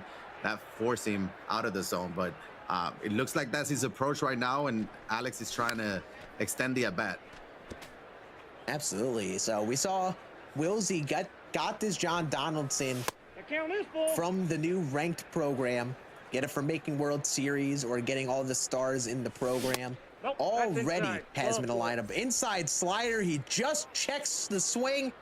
And now 2 runners are on for Hank Aaron, and this is big chance for Alex K here. He's had opportunities to score in both these games. Opportunity to tie this game right back up in 1 swing here in the third. Yeah, and the slider was giving him trouble there with the previous at-bat. Corey Seager just not great defensively there. He won't be able to make the play. Now the bases are loaded, but that slider spamming it inside to the righties. As we see our first pinch hitter, Lou Gehrig is out. Mitch Garver is in. Max out clutch and power. No He's hesitation, looking for that grand slam. No, he had Lou Gehrig still good versus lefties, but wants. And that's a perfect from Roberto Clemente. Deep center field, and that one is gonna leave. 12-6 lead for Willsy after a big Roberto Clemente home run. And he is looking to run away with this game in our final couple innings. Second home run of the game, right, for Clemente. That just, it just makes me happy seeing these players use Clemente and not only use him, but be effective with him as well. Good old Bobby Clams, as I like to call him. Absolute stud of a 99 overall, and he's got another big hit as it's a 12-6 lead. And if things are just back working, thank you all for bearing with us while things were not working. We appreciate you sticking with us. You got plenty of time to get those drops in case you missed some progress on that for a bit. We appreciate you hanging with us on this Saturday. As you see, in case you just missed the last couple innings, Willsy put up a 2 spot with a couple of home runs in the top of the 7th to make it 12-6 now. This is a high fly ball, deep right field. It's hit very high though. It's not going to leave, and that's still going to stay in the park. And now 12-6 lead still for Willsy on the mound. And Alex K just not much time to really get things going here in the bottom of the 7th, down 1-0 in the series. He needs to really get some magic, some fire going offensively, because he hasn't really found it yet. And he's trying to do it by changing his PCI. But, you know, when I see somebody change his PCI in the middle of a game after, you know, in game 2 of a series, it tells me that you're not feeling super comfortable at the plate right now. We talked about the A+ game versus the A- game, and it feels like Alex K very unlucky on that one. But the A- game is just not enough against Wilsey's A+ game that we're seeing, right? So he's trying to get something going. That was a great swing with a new PCI there. So, you know, He's looking deep in the books to see what he can do to get the offense going. Yeah, if you're someone who's like me and you just saw that Alex K, just after being a little bit of an offensive slump, goes to the settings, changes up the PCI to something different for it to look, just know it's something that even the best players in the world do. It's entirely normal. Don't feel tinker bad. up that PCI when you know you're not seeing the ball right. And he put up a good swing. Just went right to the right fielder on the perfect. That's a hard ground ball. Right to first base. And man, that inning hurts if you're Alex K. You've been trying to get things going offensively. You make the change, try to get something going here in the 7th. And that's just a stab in the heart with that perfect out to right. But that's just how this game goes sometimes. And now he's got a lot of pressure. Down 6 in the 8th inning. And if you're Wilsey, you're up 6, obviously 6 outs away from advancing to the grand finals tomorrow and securing an extra $5,000 in cash. You got Chipper Jones, middle of the order. Chipper Jones 4 for 4 this game. Like, we know how good he is. He has been, but hey, Jose Trevino, we've seen some good things out of him. Still not over. That's a perfect liner to short, so he gets one back. Alex Hay does. But yeah, I mean, you want to be the home team, right? You have a chance until you get that last out. The game's not over, but you know, we got to see something. We got to see some life from Alex K first. Yeah, you got to see a spark in the 8th inning. Try to at least get like a couple, maybe some sort of sign of life, because he's been cold the last couple. Also, you know, the MLB The Show gods giveth, and they taketh away. Another perfect out in the inning. Ends the 8th. And Wilsey's still up 12-6. And I'll tell you what, both these guys I feel like are getting some hard hit outs, but even with Wilsey, it just feels like every swing is just absolutely crushed. Like, I don't know what you really do on the mound if you're Alex. I mean, you got to pitch aggressively to get him to even swing, and it feels like he crushes everything in the zone. 0-1's the count. He's got some perfect outstanding. That one hurt. That was a perfect timing swing that he decided to hold back in that away cutter. And now he's at 0-2 very quickly, the Mariano Rivera. Yeah, you're struggling at the plate, and Wilsey does a mean thing and bring in 99 Mo. So good luck, right? He has the sinker cutter as well, the control elite. 3-2. So I think if you're Alex, hey, you need at least 3 or 4 runs this inning to really have a chance, because Wilsey still has one more offensive inning at the top of the 9th. So. Yeah, that front door cutter gets another late swing. That's actually been a very effective pitch for Wilsey with those faster cutter guys. That front door cutter to righties starts off in on the hands and just gets him to hesitate just enough to be a little late on it. There's a down and in sinker. That's another pitch that's worked well for him. The down and in sinker to opposite-handed hitters. So now very quickly 2 outs. And Mariano is looking to make it a quick 8th inning for Wilsey. 0-1. And it feels like Wilsey's going for the juggler by bringing Mo here in the 8th. Probably one of the best relievers right in the game still. Yeah, absolutely. And it was against the bottom of the and it was still against the bottom of the order. So it doesn't matter. He knows he can go against the top of the order in the 9th as well. So, you know, Tommy Edman 0 for 3. He needs a little bit of a 2-out rally / miracle here from Alex K. We talked about the managerial stuff too. He's seemingly contemplating pitch hitting for Edman here with the weaker attributes versus righties. Yeah. And he didn't, because his only bench option was Corbin Carroll. And we talked about it earlier. He pinch hit for Lou Gehrig, brought in Mitch Garver, and then just defensive subbed him outright for Jackie Robinson. But he could have tinkered things around, put Hank Aaron at first to make it work with the current players. But now that ends the inning. Tommy Edman goes down because he has to keep him in.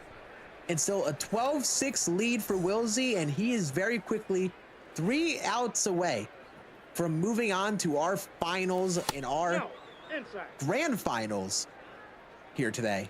And we'll see. Being a back-to-back champion, he's been in this position before.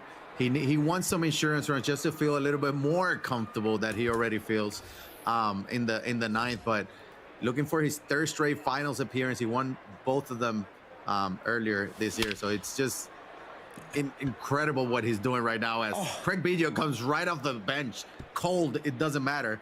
Perfect bomb. There's some insurance. Talk about aggressive managing. You're up 6.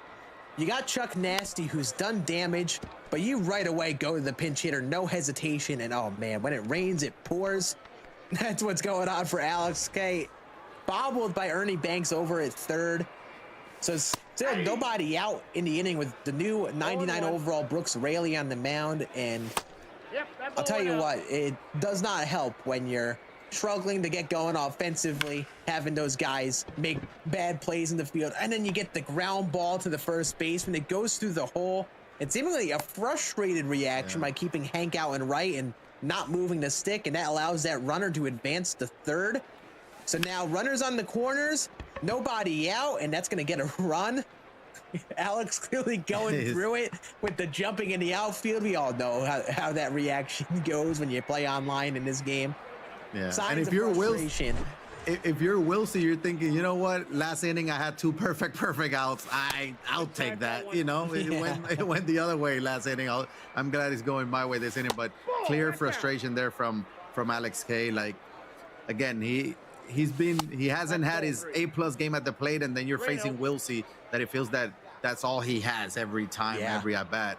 Doesn't take the foot off the gas, so it's very, very difficult. Listen, it happens. I mean, sometimes we forget with these really good players. We're all humans playing this game at the end of the day, and sometimes you gotta let out that frustration in some way when things aren't going your way in a game and you can't get it going. That's just past the diving Hank Aaron in right field, and that'll be another RBI for Wilsey, make it 15-6. And he's just pouring it on here in the 9th inning. I mean, anything can happen, and I've seen some crazy comebacks, but this is like, he's almost like the dagger here in the 9th inning with how this has gone. Yeah, we talked about some insurance runs. He's gotten that and then some. And it's not over yet. That's just going to be out number 2 with a pretty decent swing still again with Jackie lines it out to center field. It feels like it's over, right? You never know. Obviously, like I mentioned earlier, until the last out. Or how they say the fat lady sings, right? But yeah, it's still, it feels that way. We see the reaction from Alex K. We've seen him trying to make adjustment with the PCI. You know, he scored 7 runs in game 1. He got 6 here. It's just not enough. You need 15+ against Wilsey. Yep. If you're Alex, you know, obviously things haven't gone your way. You haven't gotten it going. That is demolished by Babe Ruth. Perfect. 17-6. And if you're Alex, obviously it's not been your game, but he's more than capable of putting up a big inning. Obviously, there are no guarantees of anything that can possibly happen, but if you're him, you just got to find a way to get through this inning. Maybe take a moment to pause to start the bottom of the inning. Just take a breather, try to put up some good ABs, and, you know, go down swinging here. Yeah, he got his best hitters, top of the order. His biggest inning, I think he put up 4. It was in game 1 in Laughing Mound. So I think that's part of the reason why we're saying it's going to be so tough to make this historical comeback. But hey, if he's somehow able to do it, it would be one for the ages. No, it would be an insane one. And, you know, again, Mariano Rivera stays in. He's going to get Willie Mays with the check swing there, strikeout.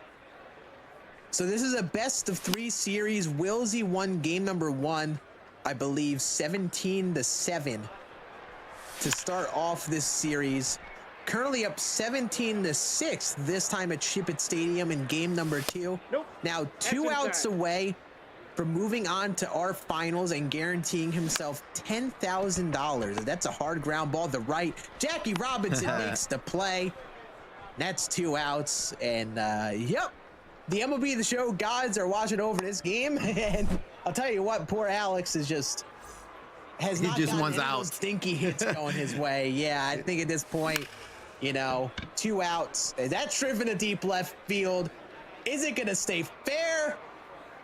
Nope, the MLB The Show gods blew some more wind and hit it foul. man. I mean, listen, I'm speaking from a point of relatability here. Like being in this position sucks. This is very like you feel like everything is going against you, and that's a dot of an up and in sinker. And Wilsey advances to your grand finals and guarantees himself $10,000, an impressive 2-0 series win, and a great player in Alex K. Honestly, a dominant showing, really, with the final scores of both games. Yeah, 17 runs scored each game, right? So he averaged 17 a game in this series. It's crazy. Just another amazing performance, another final appearance from Wilsey, who already won back-to-back championships, and he's trying to do it again. And it's insane what he's doing right now. Yeah, that guarantees that he's gotten $30,000 on the year from getting $10,000 prizes in the first 2 circuits, and now another 10 guaranteed. And this is textbook Wilsey. This is what he's done. He pours it on offensively. He runs away with games, and he makes it tough even for the best players in the game to keep up, because he just is nearly unstoppable offensively. And listen, Alex K is a great player. He got top 2 in the bullpen bash. He's been in the running for things all year, but he got to the point of even just being frustrated by the time the series ended. That's really started from a clinical offensive showing from Wilsey. But you're gonna get frustrated when you can't get the guy out, right? And even when you get him out, you know, there in the 8th inning, Wilsey had 2 perfect outs, right? So it's like, okay, what else can I do to get this guy out and limit him offensively? I don't think there's much to do. Yeah, and if you remember watching this game, we had a lower scoring start, 1 run in the first for each, then a scoreless second. Then Wilsey started putting that pressure on in the third with a 3-run inning out of his own, and it felt like Alex was going to fight back and battle in this game. But if you look at that scoreboard on the left, you see once the 5th inning came around, all momentum went Wilsey's way. 4 runs, 2 runs, 2 runs, 5 runs. And he kind of just was able to run away with this game, and they never really gave Alex enough of a chance. And we look back to the beginning of this game and last game, I really think a really big difference was Alex K getting runners on and opportunities to put up those big innings like you've mentioned, but Wilsey throwing the right pitches and getting the ground outs that he needed to keep those innings minimized and giving himself a chance to run away with these games. Yeah, and it felt like Alex K was always trying to come from behind. He always fell early, behind in the games early, and that's not the best recipe, right, for success. If you're trying to, especially against a guy like Wilsey that he's going to keep coming up and putting up some runs every single inning, right? So, I mean, again, GG's to Alex K. He still finished 4th. He's secured for another $5,000 to his pocket. Not too bad. I will say, in the next series with Frosty and Alex Kill, I don't think we're going to see a 2-0 series and 2 blowouts, right? That's not what I'm expecting in the next series. Absolutely. Both Frosty and Alex Kill had some dominant showings when they were playing their best baseball. You talked about the A+ versus A- game. If both these players are in their A+, we could have some absolute chaos in this other series. And here are our top 8. Just to update you all, like I mentioned, Alex K does secure at least $5,000 from playing in this tournament, so he still makes out very well. But we still have to determine the other top 2 spot. And of course, tomorrow we'll be seeing the final 2 playing for that $25,000. Yeah, it's going to be electric. It's going to be fun. These are 2 players that have been here before. Obviously, Alex Kill has won it. He won the earlier this year. I think it was the bullpen bash. Both of them made it to the land tournament with the Tampa Bay Rays Sunburst Invitational. That was a lot of fun to watch as well. So they're both great players. They're going at it with a chance to try to take down the back-to-back champion who's already advanced. So it's going to be a ton of fun. Absolutely. All 4 of these players are great. All of them have done a lot and played very well to get to the Final 4. And we talk about it all the time with our esports stuff. There's a reason a lot of the same group of like 8 to 12 players make these runs in these tournaments, because playing in these tournaments, you got to be a different breed than the rest of the players. And these players have all done a lot to get to this point, to get to this grand finals this year. And obviously there's a lot at stake. And sometimes you just wake up, things don't go your way. You don't get it going in the way you previously had. And that was probably really what just happened with Alex K.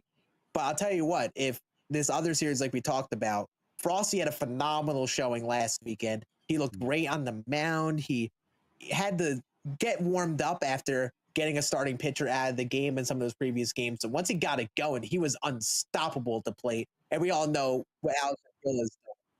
He's crushed it. So I'm really interested to see how that goes. But before we get into the other series, we're actually going to talk to Wilsey, who has just secured a top 2 placement in our grand finals with another unreal showing. Wilsey, how are we feeling after that first series today?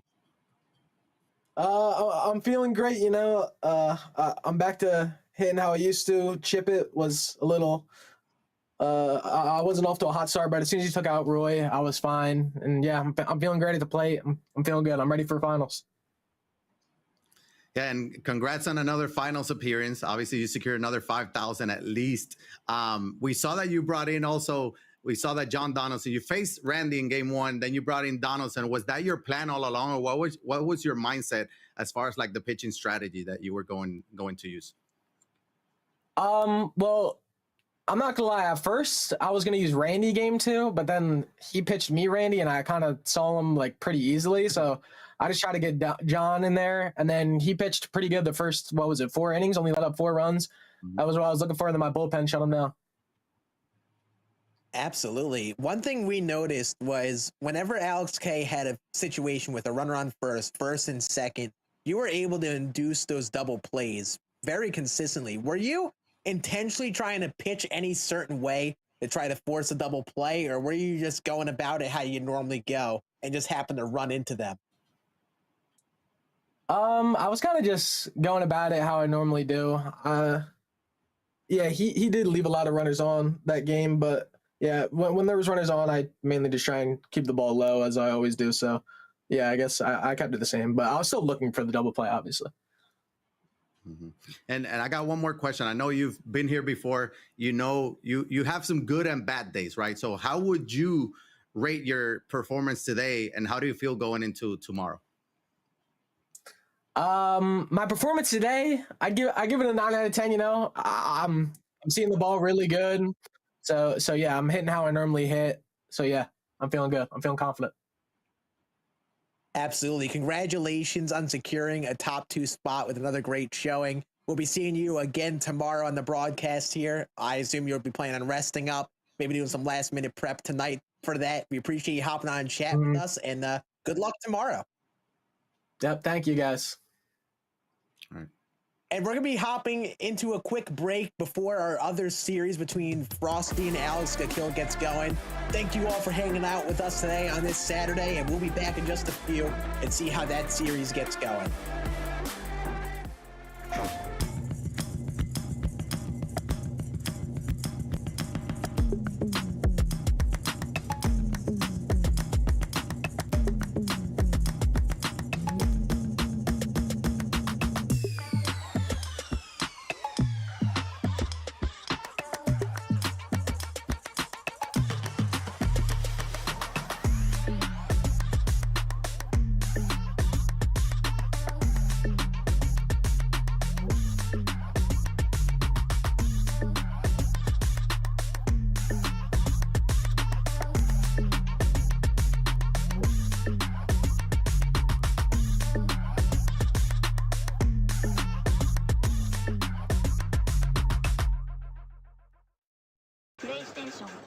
Welcome to Drive to Diamond Express, your intergalactic party bus to Team Affinity Season 3.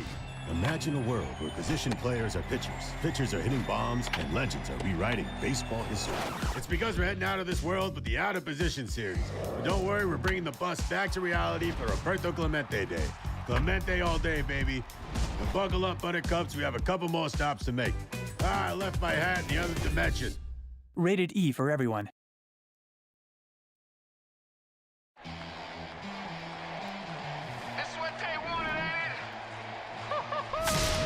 This year's draft class is unbelievable.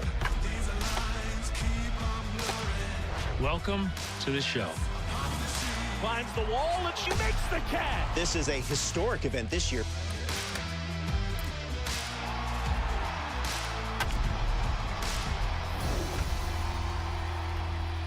Rated E for everyone. Gaming is defined by moments. It is intense. The joy of victory and the thrill of overcoming challenges. Welcome to our home of competitive gaming, where we can all experience exciting esports moments. The final 1v1 of the game here. And celebrate the pros and the rising stars. I do want to see a female in the NCS. Bringing you guides and deep dives. Horizon can go up, but she can't go up fast. And tournaments where the community competes. Wait! Did he No way! Whether you're in a heated match, Back, let's go! or watching along at the edge of your seat. A duo taking down a trio. Let's create moments from the games you love. Come take it! Join us and subscribe to our channel to follow everything esports on PlayStation.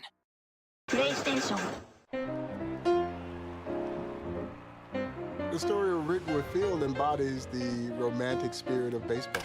Willie Mays will begin his career with the Birmingham Black Bears right here in this very ballpark. And I am excited that you will have an opportunity to play at Rickwood Field as Rickwood comes to MLB The Show 24.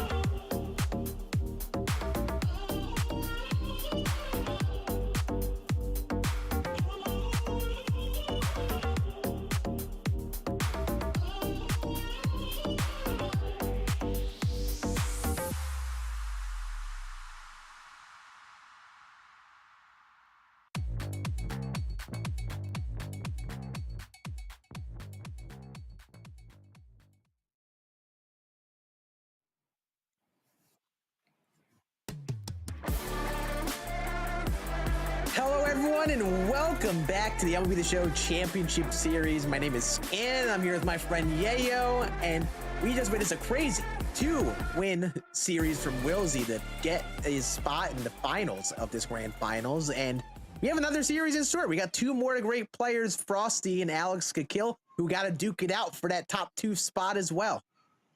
Yeah, that Wilson performance was very good, just not surprising, right? Because that's what we've seen from Wilsey all year. So again, I would be very surprised if this series goes the same way. I wouldn't be surprised if it goes 3 games because we know how good both of these players can be, Frosty and Alex Gakil, and it can definitely go 7 and in close games too. Absolutely. Anything can happen in store. We talked about a lot of new cards and new content coming out in MLB The Show. We had some new appearances in the Career Tribute program, but there are also some new cards in the Season 3 Awards program. The Drop 5 just came out. You're going to love this Luke Weaver card. Yeah, yo, I know you love your Yankees. Okay. I actually was working my way towards getting him, but there's also some other fun cards there. The right field Victor Robles card, very good contact, pretty good speed, fun 5-tool type card. And then, you know, you get your Red Sox in there, Tristan Casas if you want him. This is among some of the other content we got yesterday in the game. And if you're just getting the game on PS Plus, I mean, this is a good piece of content to hop on into right away. Yeah, some good cards, and also, you know, obviously it helps towards that collection. It helps collecting all the monthly players as well. We're seeing a lot of Tommy Edman, who's one of the latest additions into this season or monthly awards collection and cards. So a lot of good content out there for sure. Yeah, and if you get all 5 of those season award drop programs done, you get that 99 Yu Darvish for collecting all of them. So a lot of good cards came out yesterday, a lot of great 99 overall, some of which we have seen today. But we also have ourselves another series in store here up next between 2 great players, Frosty and Alex. Frosty and Alex both, like you mentioned, made it through the in-person finals in Tampa or today's Invitational. Alex Gakil also did great in the bullpen bash, made the top 2. I believe he won the bullpen bash earlier in the year as well. Yeah. So both these players have been in the battle for all of this all year. In case you don't know, Frosty's is everywhere. You can find him on X, on Twitch. He streams a lot of ranked, grinding his way up the ranks. And of course, surprise, another person's favorite card is 99 Babe Ruth, and he's in the lineup. Yeah, of course he's going to be in the lineup. Of course he's going to be everywhere. That's kind of like the easy choice, right? It feels like he's maxed out everything with the butter swing. But hey, we see another Lou Gehrig here, but a little bit of a surprise or different, right? Kevin Kiermaier at center field as the new Kevin Kiermaier. If you use Kevin Kiermaier, you know he has a good swing, and obviously you know what he brings defensively. Probably the best center fielder out there defensive-wise. And we talked about Tommy Edman, another new card. He's going to be there hitting 8th and playing third base. And we saw him play second in the first series. Now he's going to move to third here for Frosty's team. Yeah, a few new cards. Like you mentioned, Kiermaier, Lou Gehrig, the new now actually able to obtain collection card. Mitch Garver and Jose Abreu on the bench. I've been saying it. I said to you before we started, there were 2 cards that I really think are worth keeping an eye out on in that Career Tribute program. It's that Kevin Kiermaier and that Matt Carpenter, both with like very solid contact. Kiermaier just has the speed for center field and a beautiful swing on him with a bit more power than you expect. On the other hand, though, we have Alex Gakil. This is everywhere you could find him, over on X and Twitch as well. His favorite card is 99 Charlie Blackmon. And talk about another card in that Career Tribute program. That Chuck Nasty is actually like really good. Yeah, he's really good. He's going to be playing DH for him. So obviously he's not known necessarily for his defense or arm, but his offensive attributes are there. So he's kind of like the perfect DH. We see a David Wright sighting for the first time today, and Tommy Edman, again, third time we're seeing him. This time he's going to be in center field. He's still going to be hitting 7th here, but I'm curious to see how that David Wright does as well. Absolutely. You see Alex Gakil electing for more of a switch hitter type lineup with 4 of them in the starting lineup here. But yeah, David Wright over at third, new chase pack card you can get in the game. Very expensive if you paid the stubs for him. So taking a gamble on that, but you still got Corey Seager at short. You still got Hank Aaron, this time in the 9 spot. And a lot of similar faces. Just keep an eye out on the guys that make him unique. Ketel Marte being that leadoff guy is probably the biggest performer. Yeah, and we know, I mean, again, these are God squads. He's using all his wild cards. I think the 4th one will probably be in the rotation. I'm assuming in Roy Halladay. That's what we've seen from all these players. But again, there's no easy outs in this lineup at all. Absolutely. Alex has been one of the best hitters in our esports tournaments this year. It's something that a lot of us have talked about since that very first bullpen bash. When he is on his game, almost like how Wilsey is, he is so tough to stop offensively, However, we talked about it last weekend as well. Frosty is actually got the best ERA of all of the players in this bunch. And even if the ERA isn't your normal good ERA, for our competitive players, having that slight pitching edge proves to be a difference. We talked about it with Wilsey, throwing the right pitches at the right time. Might be the same type of story for Frosty on the mound. And it's like you mentioned, we've seen Alex Got be locked in, and we know how good he can be. Early in the year, it was one of the best performances that we've seen. How it felt like everything he hit was just hard hit, perfect home runs. So if Frosty can slow down those bats a little bit, we know what he can do offensively as well. So it's going to be very interesting. We're probably going back to Laughing Mountain, so we're going to get to see still a lot of runs. And at least that's what I'm expecting. Absolutely. The players are going to be going into their game in just a moment. And I think one other key thing, we actually interviewed Frosty after he won his last series, and he explicitly said, I suck against starting pitching. I do well against the bullpen. So I think the key is, if starting pitching is a big weakness for Frosty at the plate, can Alex capitalize enough early in the game to take some big offensive leads? We're here at Laughing Mountain, hitter-friendly park. So I'm interested to see if he can really set the pace offensively like we almost saw Wilsey do in that last series. And also, like you mentioned, he sucks against starting pitching. So does that mean he's going to change his approach? We know how aggressive he can be at the plate. Are you going to try to work the count, get that pitch count up? It doesn't seem like it, as he's swinging first pitch on that four-seamer from Roy Halladay. But I'm curious to see if that's the case. Obviously, they're used to getting the pitch count up just because they score so many runs, right? And there's one. That is driven to deep left field by Craig Biggio. Off the side out there. Goes a long way, and yeah, the aggressive swinging so far working for Frosty at the plate. 1-0 lead here really quickly. Yeah, just like that, he has Craig Biggio and Jackie Robinson back-to-back, so he has a lot of contact.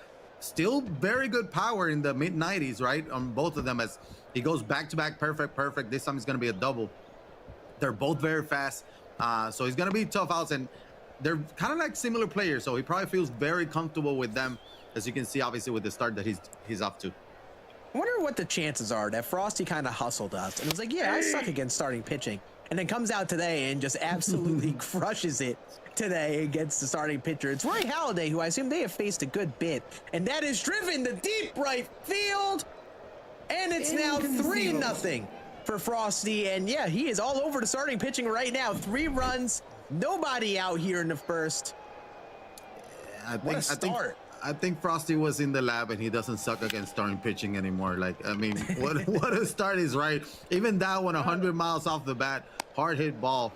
Again, it's still early, but this is how you want to start as a road team. You want to put up a few runs early and put the pressure immediately on Alex Got, but Frosty also knows that he's going to need every single one of these runs. That's driven to left field. That's going to go foul. And you talked about it a bit. One thing that Frosty definitely does do is swing aggressively. He will try to jump on these early strikes. That's half of what you got to do when you're trying to hit the fastball. You got to be ready to swing it nearly all times. That's going to be a swing he's just late on to make it 2 outs here in the first. And it works out sometime. You get going offensively. You can kind of string together hits like he has so far to make it a quick 3-0. But if the pitcher adjusts and starts approaching the at-bats differently, it sometimes hurts you. And he had 2 quick outs there to end the inning. And Halladay gave up 3 runs, including a couple big home runs. But I believe only had 9 pitches on the inning. That's Frosty being Frosty, right? He's a very aggressive, but he put up 3. You take it. That's not bad at all, especially against Roy Halladay here. And also the first inning or so, you tend to have some nerves, some those butterflies, those tournament butterflies. Everybody knows what's at stake, right? So obviously putting up 3 here in the first is pretty good start.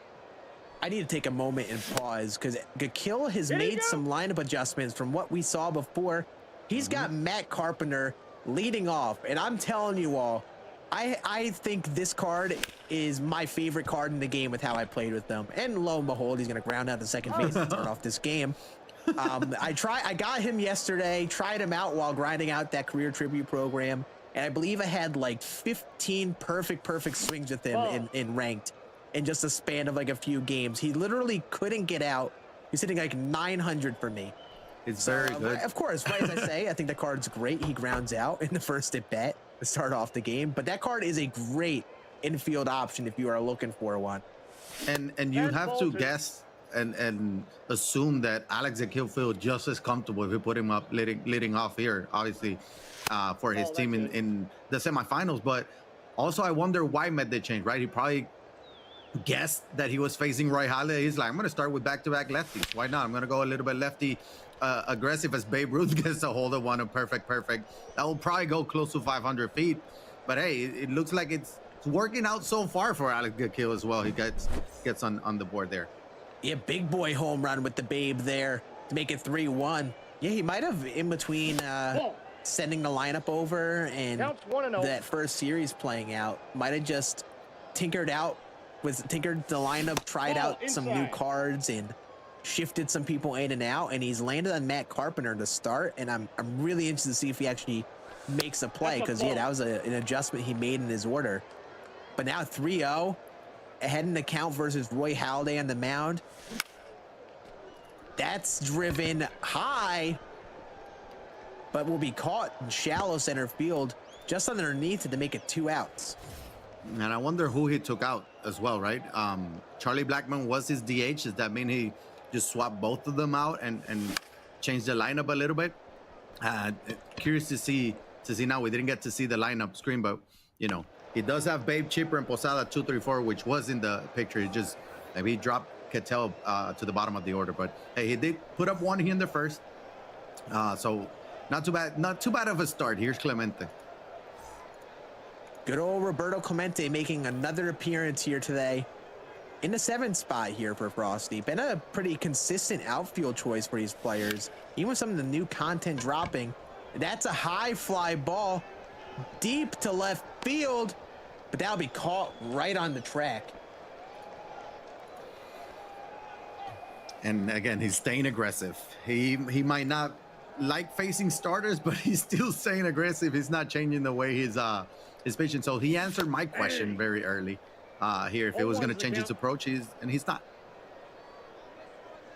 Yeah, I mean, one thing about Alex Akil is he's a great hitter. We talk about his offense, but for me, watching him before and also playing him in ranked before, he is a very interesting pitcher as well. There's that up and in sinker.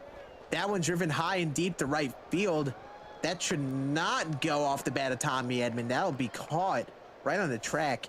And the way that he pitches, it's almost a bit like Wilsey, where he'll be very aggressive in the zone and isn't really trying to get you to bite outside the zone too much. He'll just attack you in the zone and really try to capitalize on whatever you're struggling with.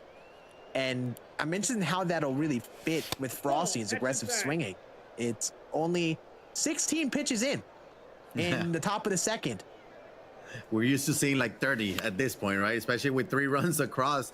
We're used to seeing a little bit more. I'm also curious to see, because we talked to Frosty earlier. He was in the chat. He said he got Donaldson, right? So is he going to use him for game 2? Is he going to use him out of the pen?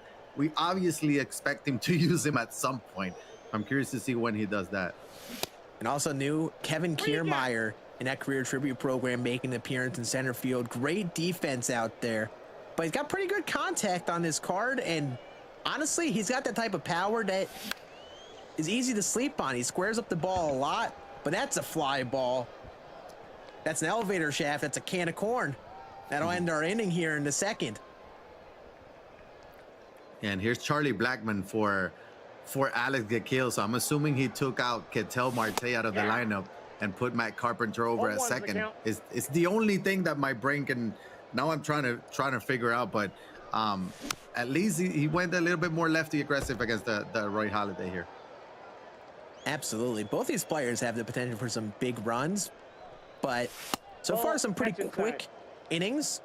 Frosty had really a lot of offense going to start off this game. 3 really runs without any outs made in the first, but things have kind of moved a bit quickly since. Halladay's kind of pitching efficiently on the mound for both sides. I see him probably just warming up the swings as he bites at a high 4-seam above the zone.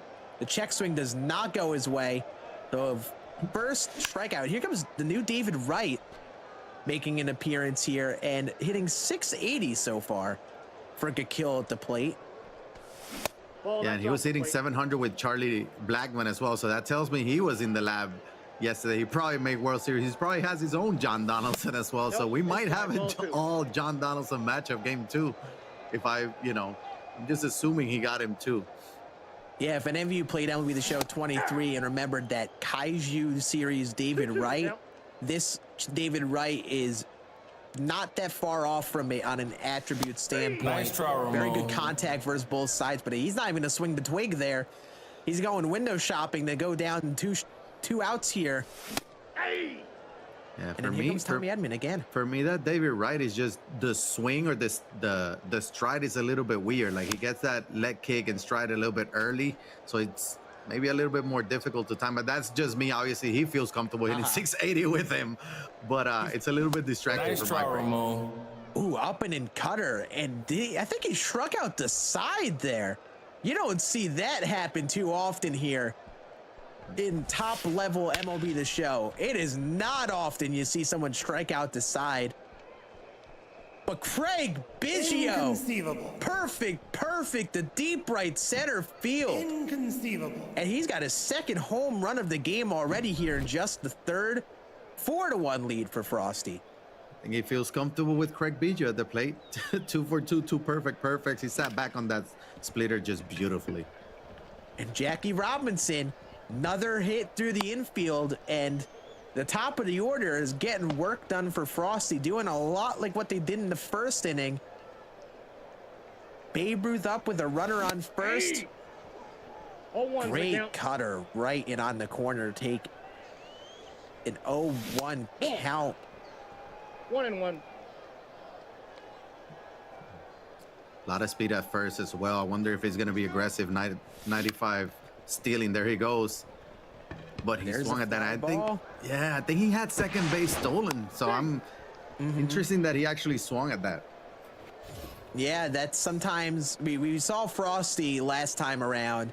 He's the only one that really tried to do any sort of consistent base running, whether it's stealing or hit and runs. He did that a lot in the later part of games last weekend, and it's a risk, but sometimes it pays off. That's a fly ball though, to deep left field, and Hammer and Hank has another home run today. 6-1 lead for Frosty. A little bit of a Laughing Mountain special on that one. PCI just off. The timing was there, but he got under it, and 95 off the bat. Laughing Mountain took care of the rest. Yeah, and that is the risk with that up and in four seam against these players like this. They are good enough at hitting the velo. If it just gets too much plate, they don't need to do too much to hit it out, especially here Laughing Mountain. And Hammer and Hank's got all the pop to hit that out to left center. So 6-1 lead for Frosty. The top of the order has been really all of his production here. Ketel Marte hits a perfect through the diving shortstop. It's going to get all the way out to that deep gap. He's setting him to third. We might have a play over there, but he's going to coast in easily. 2-out triple for Ketel Marte, and Frosty looking to keep adding on here. And Frosty looks like he is locked in right now.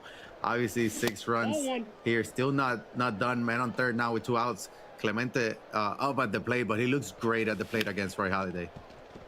There's a down and away cutter right past the diving first baseman. Clemente sneaks it by, and it's now 7-1 Frosty. And yeah, he is clicking offensively right now and building up a nice lead here so far through nearly 3 innings. And you'd love to see him turn this over to the top of the order. The bottom of the order didn't really get things going in the second last time around. That's a ground ball. Babe Ruth will make that play, but not before Frosty puts on a couple more. 7-1 lead.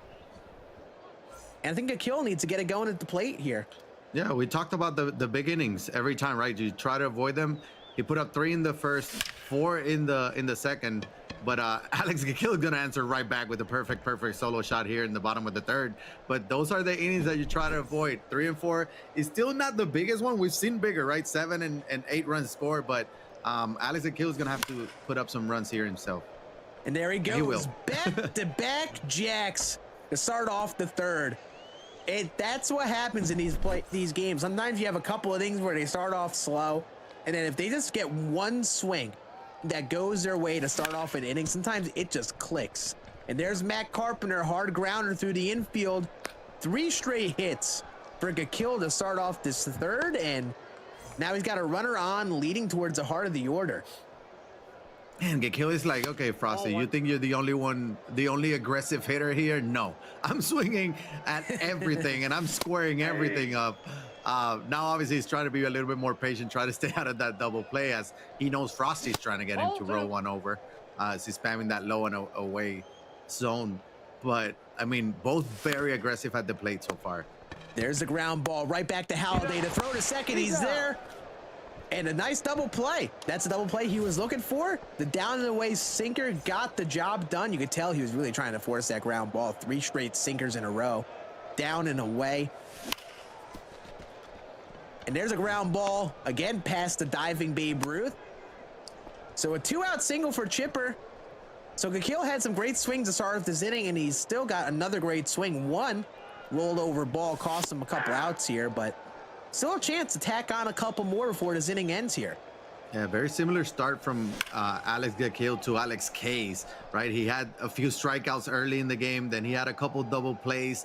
Now, you know, Gakil had a couple strikeouts earlier. There was that double play. It might be an Alex thing today, but, you know, obviously you're trying to stay away from that. Ball 2. Absolutely. Goes through a curveball. You don't see how they throw that much in these games. Don't really get them to bite, but gets a check swing that he pulls back on. 3-2 count now with Charlie Blackmon looming on deck. That slap to left field. And that is caught. What a play in left by Clemente. Ends our inning. And still a 7-3 lead for Frosty. And that was huge, right? Limiting the damage there. He put up a couple, but then you just get out of it. Get out of it quick. Here's that Kiermaier, trying to lead off the fourth here with something good for Frosty and trying to extend the lead and flip the lineup over. Strikes. Yeah, I see he's going down and away a lot to him. The thing with Kiermaier is he's a little weaker on the power in comparison to some of your big bats. It's a little tougher to really hit the ball out the opposite way. If you're really going to hit the ball hard with them, you got to get it on your pull side. Really try to generate some power that way. But now goes back inside, and there he is. High, deep drive to right field by known home run hitter Kevin Kiermaier. Makes it an 8-3 lead, and there he is. There's Kevin Kiermaier. There's that same swing that Craig Biggio had to lead off the game, right? That sinker low and in, like right in the black. And Craig Biggio is going to try to get his 3rd home run of the game, but I don't think he's going to get it this time. But that was just an insane swing by Kiermaier, being able to not only turn on it, but also get the PCI low enough to get under that ball. Yeah, and like we talk about swings and known like swings people like Kiermaier has been one of those guys throughout the years, but this is his best card that he's gotten for sure. And with enough attributes at play to be competitive with some of the big outfield names, you know, he's got some play right now. And that card going yard, I mean, absolutely not shocked. If you're someone who has played MLB The Show for a few years now, you've probably known Kevin Kiermaier has a swing on him. Yeah, he's just, it's like you mentioned, he's just never had a good enough card for you to, he's always had the defense, but the offense part is like, you'd rather just take the hit defensively than offensively. Yup. That ends our inning. First pitch foul, fly out by Babe Ruth. And now for Gakil to see if he can respond. The big thing we didn't see Alex K do was really respond enough offensively in his games versus Wilsey. Gakil, however, could definitely change that. So 42 pitches for Halladay. So he's swung aggressively at the plate. It has put up some good swings, just hasn't really strung together the hits in the same way that Frosty has to start. Thus, our 8-3 deficit. But Chuck Nasty, his favorite card, leading off the inning. And wow, just a very unordinary, very late swing on an inside cutter. For someone like Gakil, I don't think like you see swings like that often. He's definitely just warming up a bit still here. Yeah, it looks like that cutter is giving him a little bit of trouble, right? We saw the check swing didn't work out earlier. He had a bad swing with Tommy Edman as well on a cutter inside, but he works the count full. And again, similar to the other Alex K in the first series, you want to hang around. You don't want to get too far. You don't want to fall behind too much. Oh, backdoor cutter just outside, but he apparently goes. That's strike 3. And man, you fight that at bat, and I was just about to say, like, if you're not on your swings, the best thing you can really do is just put up good at bats and try to find the timing and at least get that pitch count up. And a backdoor cutter, he tries to hold back on that. He doesn't get to go his way, and it's a quick first out in the inning. I mean, it would have been a big opportunity with Charlie Blackmon, his favorite card, to get something going offensively here, but now there's nobody on. 1 out here, and he needs David Wright to be that guy. And again, we saw the average with David Wright. I wouldn't feel comfortable, but he does. That's out. He takes that cutter outside, and he needs to start getting the offense going. Like, he doesn't look super comfortable at the plate right now, but he needs to find it, and he's gonna. That's a pretty good swing. That's a pretty good start to try to get out of this slow start for him. Yeah, those are swings you want to start making when you're warming up. That's always your sign that you're seeing the ball well. Being able to sit back in that away cutter, hit it the opposite field. That's driven to center field. Just early on that away sinker, I just talked about how away cutter sitting back on it is a sign of a good swing. But then being early on the away sinker is a sign of you just not seeing the ball well. Mm-hmm. Yeah, that hold over ground ball to end our inning. That away sinker, it wasn't a terrible swing, PCI wise. It was just rather be just late and send it to left center field instead of right center field.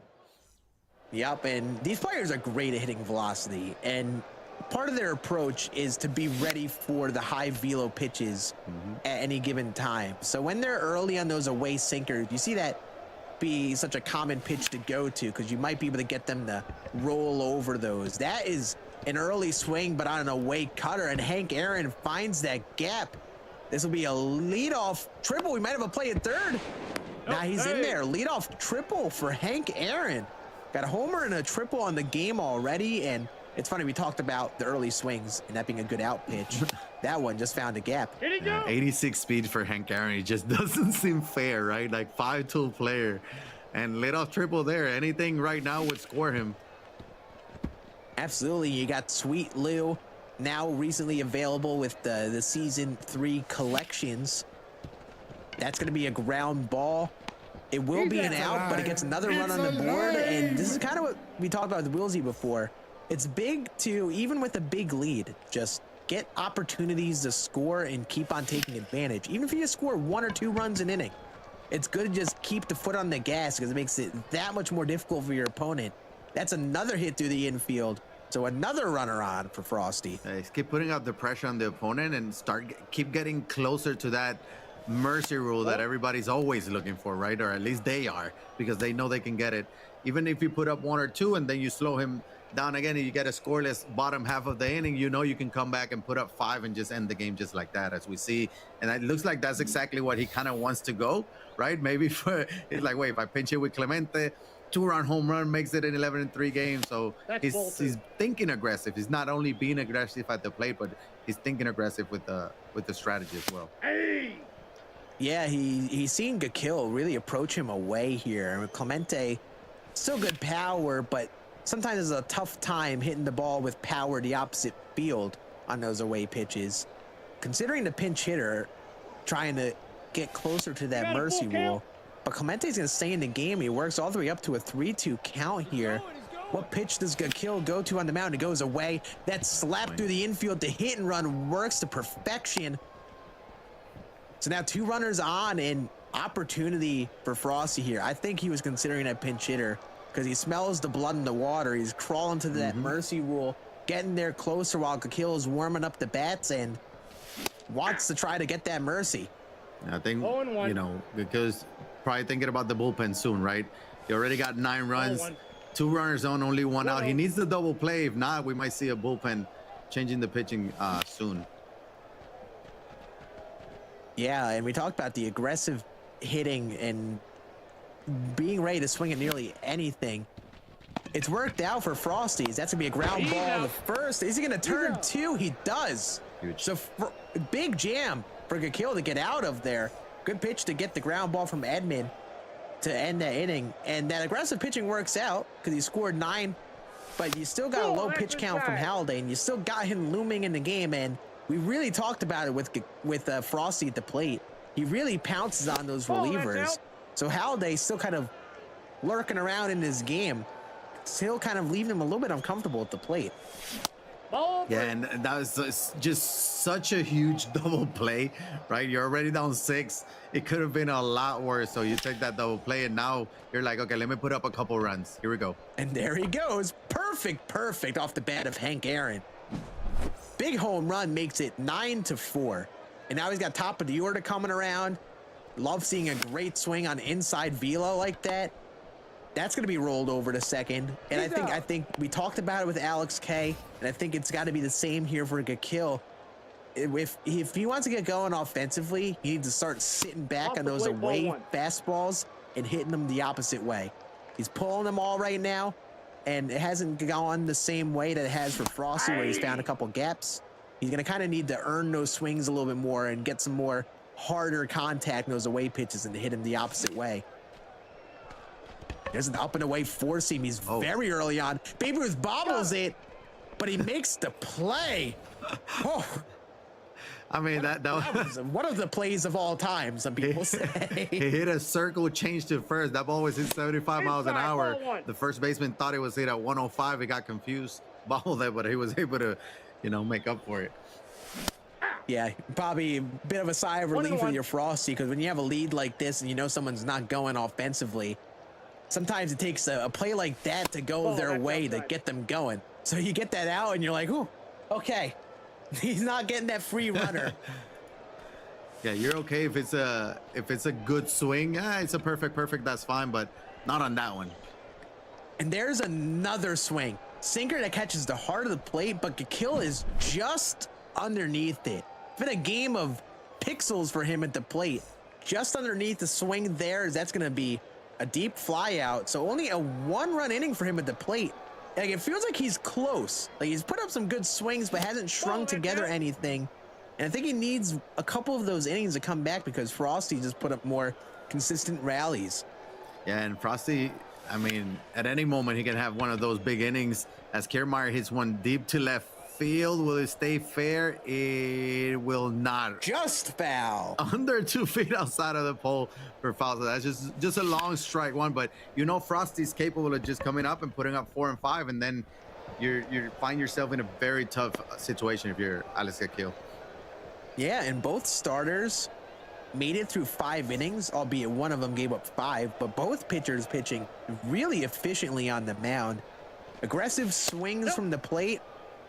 Just Gakil really not really the string together any sort of rally in the way that we have seen him do before. So maybe just warming up the swings, maybe just not seeing something right, maybe just not having that timing right, because sometimes you hop into a game, it could be your opponent's connection, it could just be a bunch of different things. Is that driven to deep left field by Craig Biggio? Inconceivable. So another homer between the two Craig Biggios this game.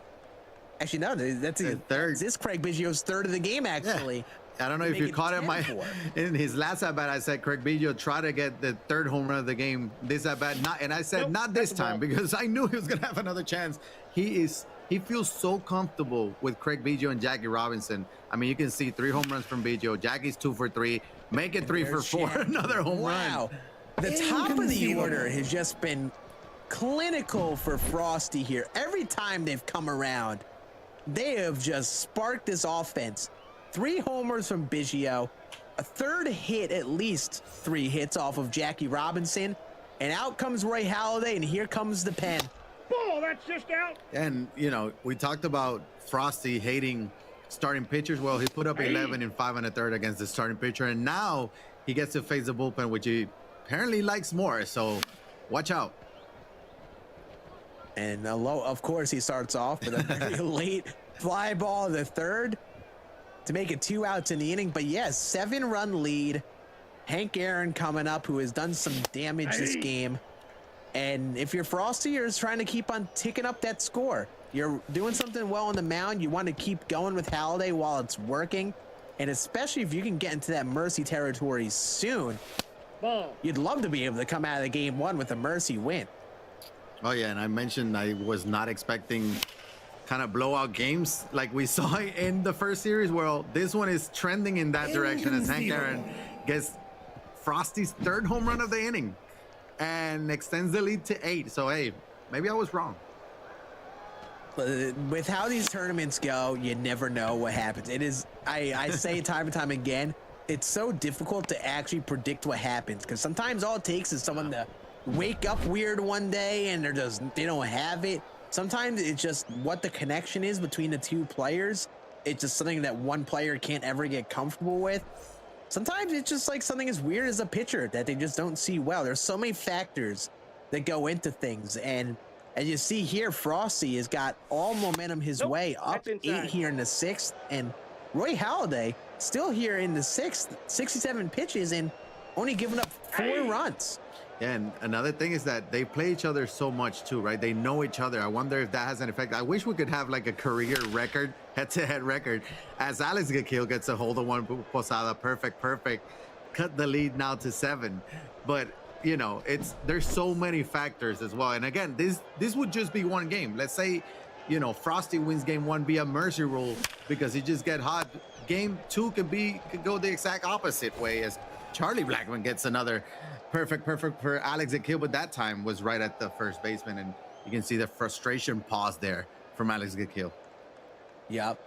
We talk about different situations. We have the notable Kreiner pause that we like to mention on here.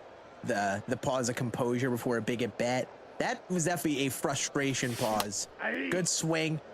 Outcome doesn't go your way. You sometimes just need a moment to pause, take a breather, and just compose yourself again. Because I think as much as we all love this game, we all have those moments where you get that hard hit out and we want to rip our own hair out. And down 7, you got to keep your composure and just try to keep on putting up swings and crawl back into this game. It's one of those things where the mental side of the game is almost just as important, because skill-wise, as David Wright gets a hold of another one, that makes it 12-6 game. That was an absolute bomb. Skill-wise, these players are very close to each other, right? Sometimes the mental side of things plays a big role. And, you know, if something doesn't go your way, you somehow have to put that behind you and move on to the next pitch, next at-bat, next inning, whatever the case may be. Absolutely. There's Tommy Edman. Sneaks one through the infield. So Gakil again going here. 12-6 game, 6-run lead for Frosty. Bottom of the order looking to keep this inning going, but Halladay up to 76 pitches. And out he goes, and in comes Randy Johnson out of the bullpen. Aggressive managerial decision here. I almost kind of like it. I'm not mad at that at all, because, okay, now you know that we won't see Frosty using Randy as a starter, but he still has John Donaldson back there, so that's who I expect him to use for game 2. He's like, hey, I'm the road team in game 1. I'm trying to steal game 1 right now and not give him a chance. I love this move. Yeah, and like we talked about Randy at one point last game, where after a certain point, Wilsey adjusted and just absolutely crushed him.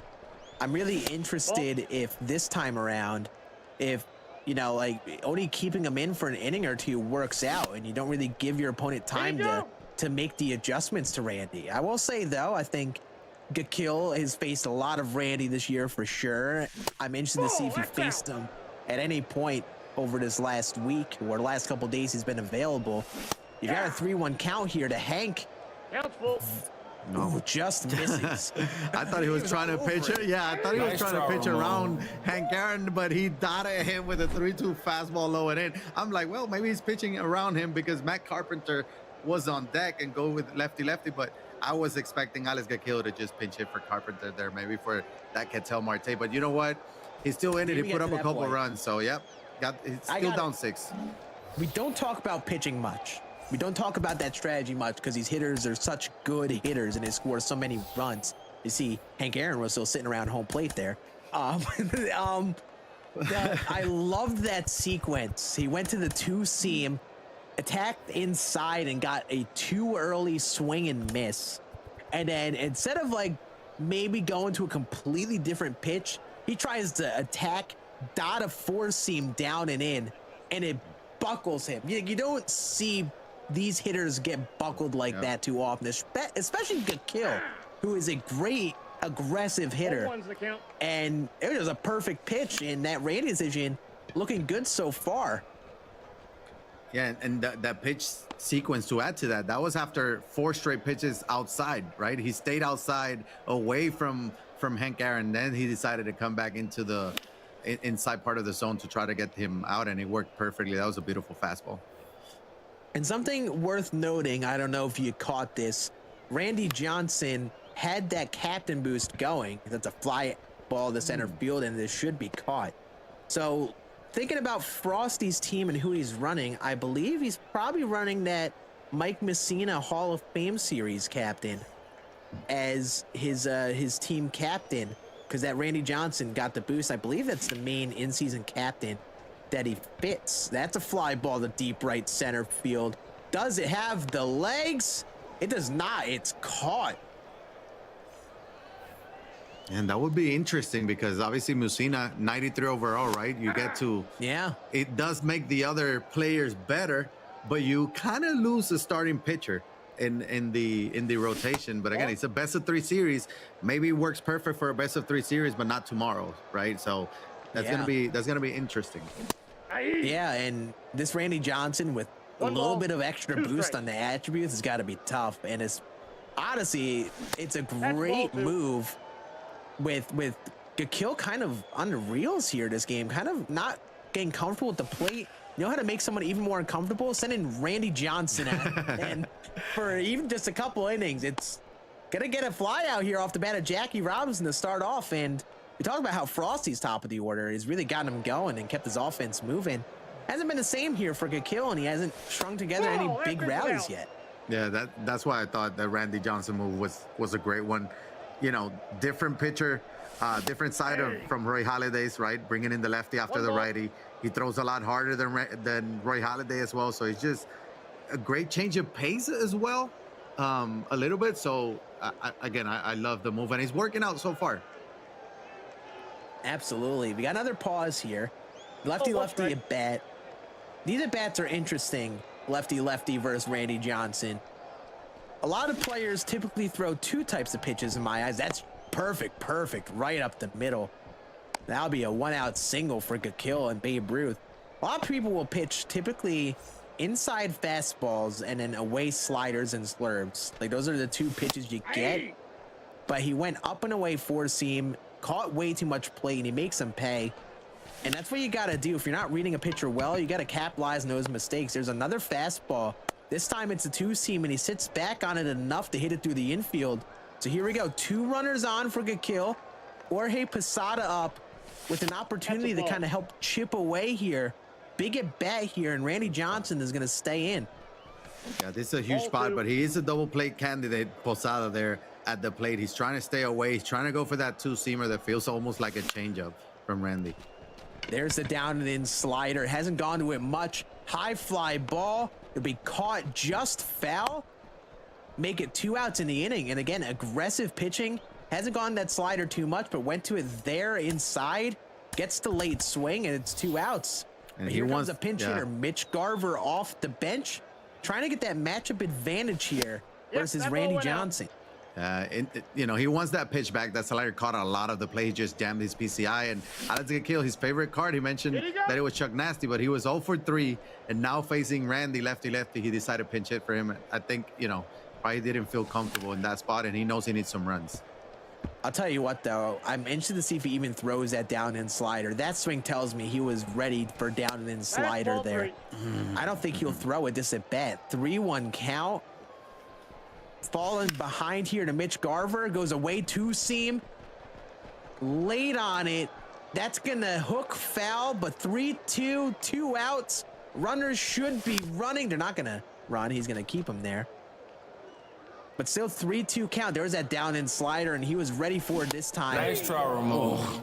The high split gets a swing and miss, and what a pitch from Frosty to end the inning. Gutsy pitch, but it works out. What a pitching job from Frosty. I mean, I keep on saying we don't talk about pitching much, but the clutch pitching out of him in his late part of the game has really kind of stalled Gakil offensively.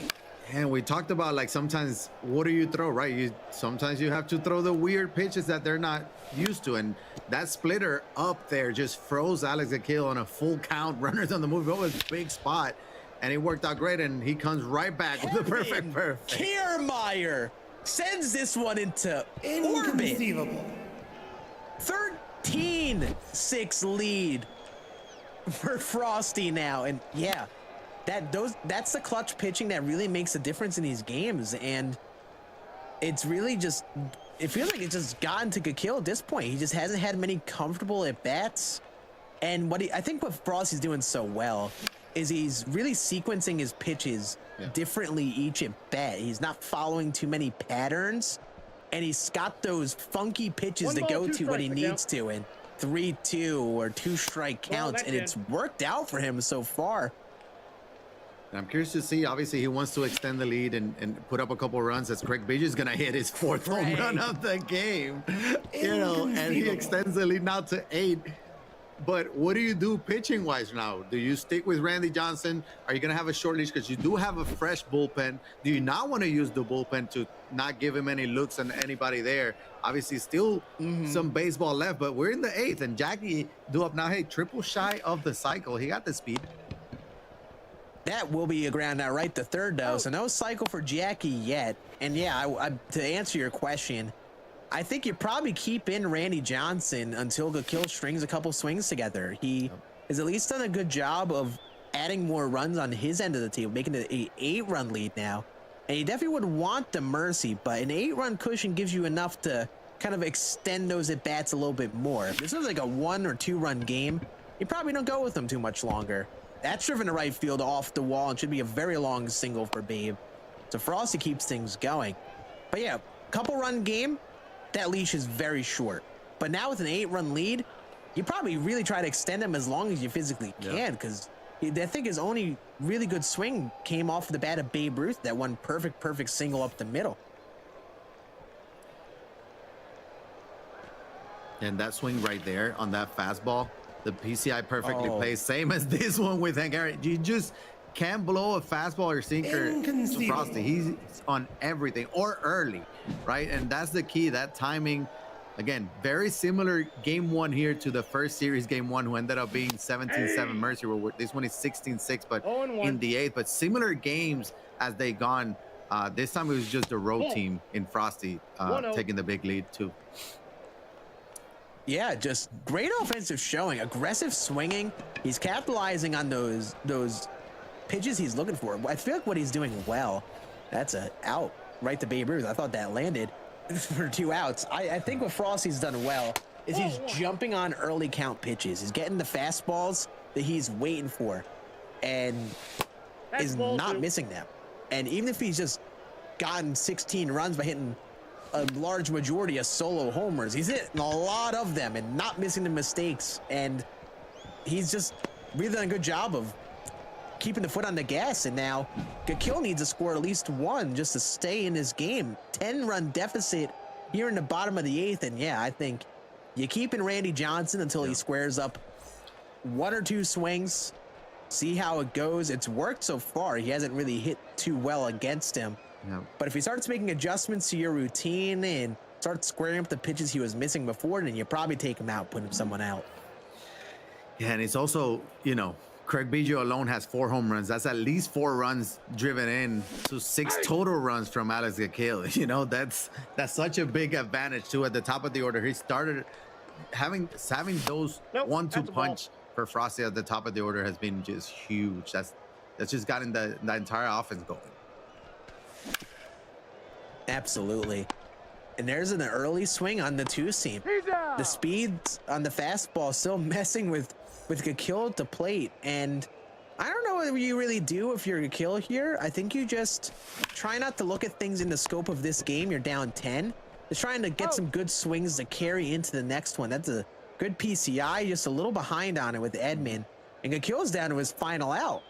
Yeah, and you know, he's pitching differently with Randy this inning, right? You see the fastball in there. He stayed away. He's been mixing well, but again, to your point, if Alex Gakil He just has to forget about this if he ends up losing via mercy rule. Whether you lose by 1 run or by mercy rule is just 1 loss, right? There's still a best of 3 series. There's a lot at stake. He's been here before as well. Just has to regroup and come out swinging for game 2 against probably John Donaldson. And that's deep to left, and Frosty picks up a big mercy rule win in game number 1 versus Alex Gakil. A really impressive showing on both sides of the ball, offensively and on the mound. He did everything he needed to run away with that game. He hit the mistakes, he was ready for the fastballs that caught the plate, and he threw the clutch pitches he needed to, and now that puts a lot of pressure on Alex Gakil to perform in game 2, because you got to reverse sweep the series just to move on. Yeah, that was an insane performance. And now the thing is also, you got the pressure on Alex Gakil. I expect Frosty to bring out that new John Donaldson, which it's been a while since the last time we've seen it. I'm assuming from Alex Gakil as well. So there's that pitching advantage. Probably he has him as well. We might get an all John Donaldson matchup. But if you're Alex Gakil, you got to forget about that one. It's just 1 game. Yeah. Forget about it. Come out swinging. You're going to be the road team. Try to come out hot and put up a couple runs in the top of the first. Absolutely. Even though these players are great hitters, we still are on legend, and sometimes it takes a bit to warm up the swings or make the adjustments that you need.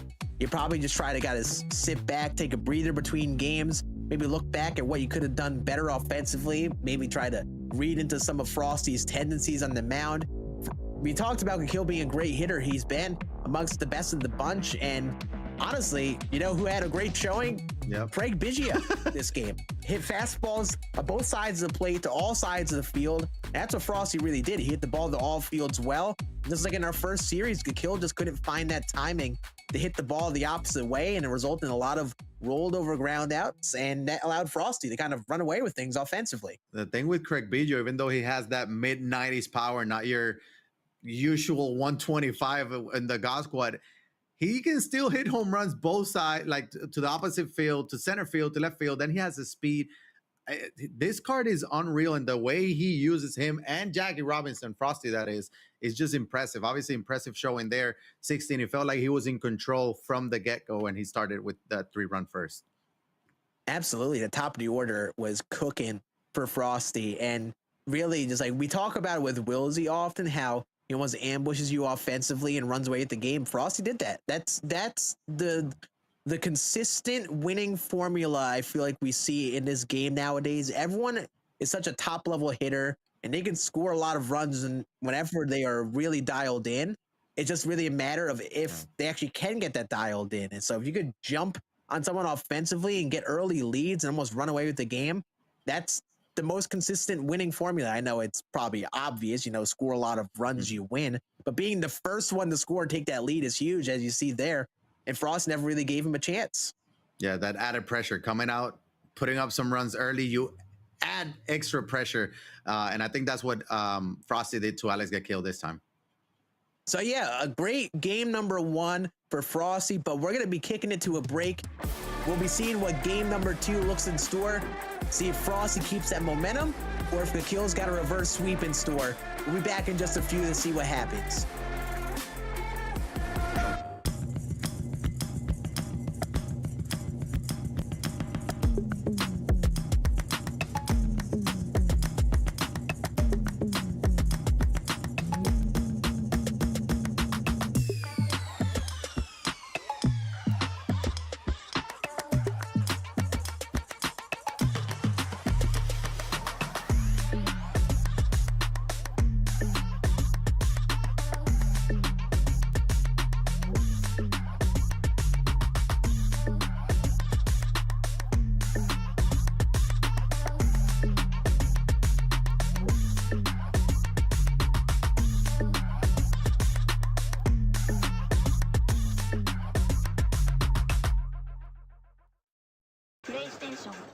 Welcome to Drive to Diamond Express, your intergalactic party bus to Team Affinity Season 3. Imagine a world where position players are pitchers, pitchers are hitting bombs, and legends are rewriting baseball history. It's because we're heading out of this world with the Out of Position series. But don't worry, we're bringing the bus back to reality for Roberto Clemente Day. Clemente all day, baby. And buckle up, Buttercups. We have a couple more stops to make. I left my hat in the other dimension. Rated E for everyone.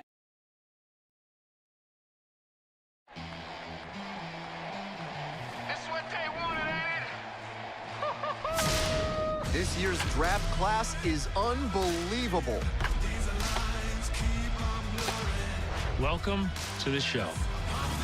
Climbs the wall and she makes the catch. This is a historic event this year.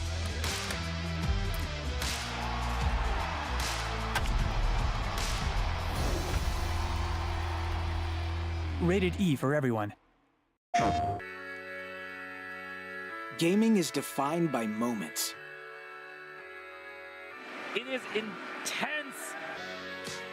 The joy of victory and the thrill of overcoming challenges. Welcome to our home of competitive gaming, where we can all experience exciting esports moments. The final 1v1 of the game here. And celebrate the pros and the rising stars. I do want to see a female in the MCS. Bringing you guides and deep dives. Horizon can go up, but she can't go up fast. And tournaments where the community competes. Wait! Did he No way! Whether you're in a heated match, Back, let's go. or watching along at the edge of your seat. A duo taking down a trio. Let's create moments from the games you love. Come take it! Join us and subscribe to our channel to follow everything esports on PlayStation.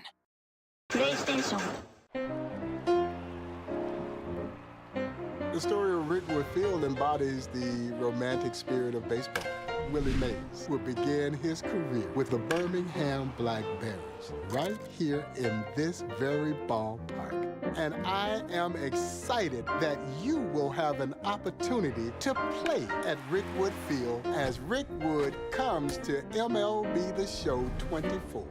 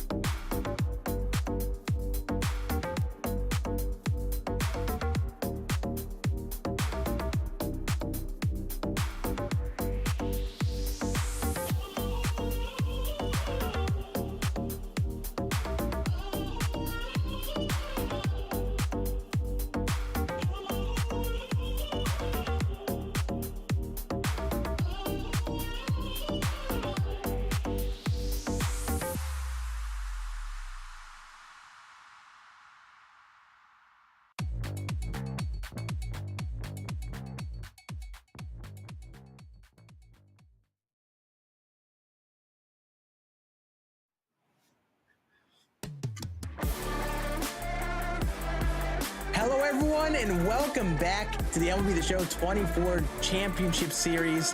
My name is Scan. I'm here with my friend Yayo. We've seen some crazy MLB The Show from our top players here. We have been seeing our semifinals of this grand finals tournament going on. We're down to our final four, and we saw our first series just before play out between Wilsey and Alex K, with Wilsey picking up a 2-0 series win. On this end of the thing, on the bracket, though, we have Frosty versus Alex Gakil. And what a start of this series for Frosty, picking up a big Mercy Rule win in game one. It feels like very similar series, both of them, how they started, right? Except that Frosty was the road team. But other than that, 17-7 in game one of the first series. This one was 16-6 Mercy Rule as well a little bit later. But very good showing by Frosty. And I'm curious to see how Alex Gakil responds, right? He's going to be the road team now. And I think it's going to be very important for him to start up hot. Yeah, we said it a lot in the first series where Alex K was a more than capable hitter of putting up big runs and coming back in this series and making something happen. But he never really got comfortable and never got it going. I'm interested to see if Gakil has it this time around, though, because, again, we talked about level of hitting he brings to the table. He's amongst the best couple of hitters of this entire bunch, but I'm interested to see if he has that momentum going his way. But speaking of Gakil, Gakil and Frosty, both of them have been using a lot of new cards from MLB The Show 24. And there are some new cards in the season awards drop, including 99 Yu Darvish, which you get for collecting 5 of the season awards cards at the end of those programs. So if you've been keeping up with your content, looking for a new 99 overall pitcher to add to your team, this Yu Darvish could be the perfect fit for you. I'm behind on content. It hurts me. I was out on vacation and work, and I'm behind on content. But I always like the Yu Darvish cards, and it's cool that they gave him a card too because he was the first Japanese player to get 2,000 strikeouts. So that's pretty cool as well. But go get you a Yu Darvish and try him out. Absolutely. And the thing is, we've seen the best players, and we've seen almost like a smaller pool of players be used because we're watching the top percentage of players. But right now, and that will be the show, we have that career tribute program. We have another season awards drop with some 99s, and we have that collection for that Yu Darvish, even some pack players we haven't seen get used today. So you're someone who is getting MLB The Show, getting into it, whether you're getting it now or getting it for free with PS Plus. It's a good time to get into the game because there are a lot of good cards to go out there and try. A lot of fun lineups you can go give a go. And I'm interested to see who we'll see on the mound for both teams here in game two once these players get going here in just a moment. Yeah, I expect at least Frosty to come out with John Donaldson. I figured that he would use one of the starters out of the pen, maybe John Donaldson. That's what I mentioned in game one. What he did was he went to Randy Johnson. So because he went to Randy Johnson, I am expecting Frosty to use John Donaldson here in game two. And from Alex, if he actually got John Donaldson last night or early this morning, you got to use him. You got to throw your best arm out there. Has to be John Donaldson. Already used that Roy Halladay. So. Yeah, this might be a small hot take, but if I'm Frosty, I actually might consider not going to John Donaldson this game, only because you ended that game with Randy Johnson. So you got a very similar type of pitcher following right after Randy Johnson. Maybe if I were him, I would go to whoever your third starter would have been, or whatever the other designated starting pitcher would be. Go to him maybe to start, see how it goes. And if things get to a game 3, you have John Donaldson to potentially send you home. Who would be that third starter? I'm curious. Yeah, again, I'm behind on content, so could be Todd Helton. That is definitely one. We saw the Jose Barrios making an appearance as well. He went Donaldson previously, but I'm not sure if he would be used today at this point. But yeah, John Donaldson. You go Donaldson. I mean, I think you could really take it either way. You just went with Randy Johnson. It worked well. Go to a similar type of pitcher in John Donaldson. Kind of try to double down on that. Yeah. And that's what he's going for here. Yeah, Alex Gakil didn't have a lot of great swings again. Not only Randy Johnson, but even Roy Halladay. He just put up 6. We know what he's capable of. So 6 runs in 8 innings is, I mean, that's not a lot from Alex Gakil. So he didn't feel comfortable at the plate against either one, right? So John Donaldson, he's going with who he feels comfortable with, and Jack is going to say welcome. This is what you want to see if you're Gakil. You had a tough offensive game 1. You start off with a perfect tank. Ball 1. To left field off the bat of Jackie Robinson. And we're kind of saying we're waiting for Gakil to get going offensively. We know how good he could be. And how about a way to start? Perfect tank. I mean, same way Frosty started game one with a perfect tank with Craig Biggio, and then he went up to hit 3 more for the rest of that game. So good start. And this is what I was talking about. Alex Gakil, how are you going to come out for this game 2 already down 1, knowing what's at stake? That's going to be a blooper for a single by Babe Ruth. And that's a good start. You get the home run, you get the single, try to put the pressure on Frosty. And here's the thing with John Donaldson, that slider is one of his best pitches, outlier on it. It catches up to those opposite-handed hitters, but when you try to throw it down and away like you would with other pitchers in sliders, it's a little easier to sit back on and hit the other way. You see, that was a little bit early. He was a little bit of early on that down-away slider there, but he threw like 3 of them in that at bat, and he was just early enough to hit that the straightaway right. So I'm interested to see if he'll keep going to that pitch or start mixing in John Donaldson's slurve off that, because I believe he gets slurve and slider, right?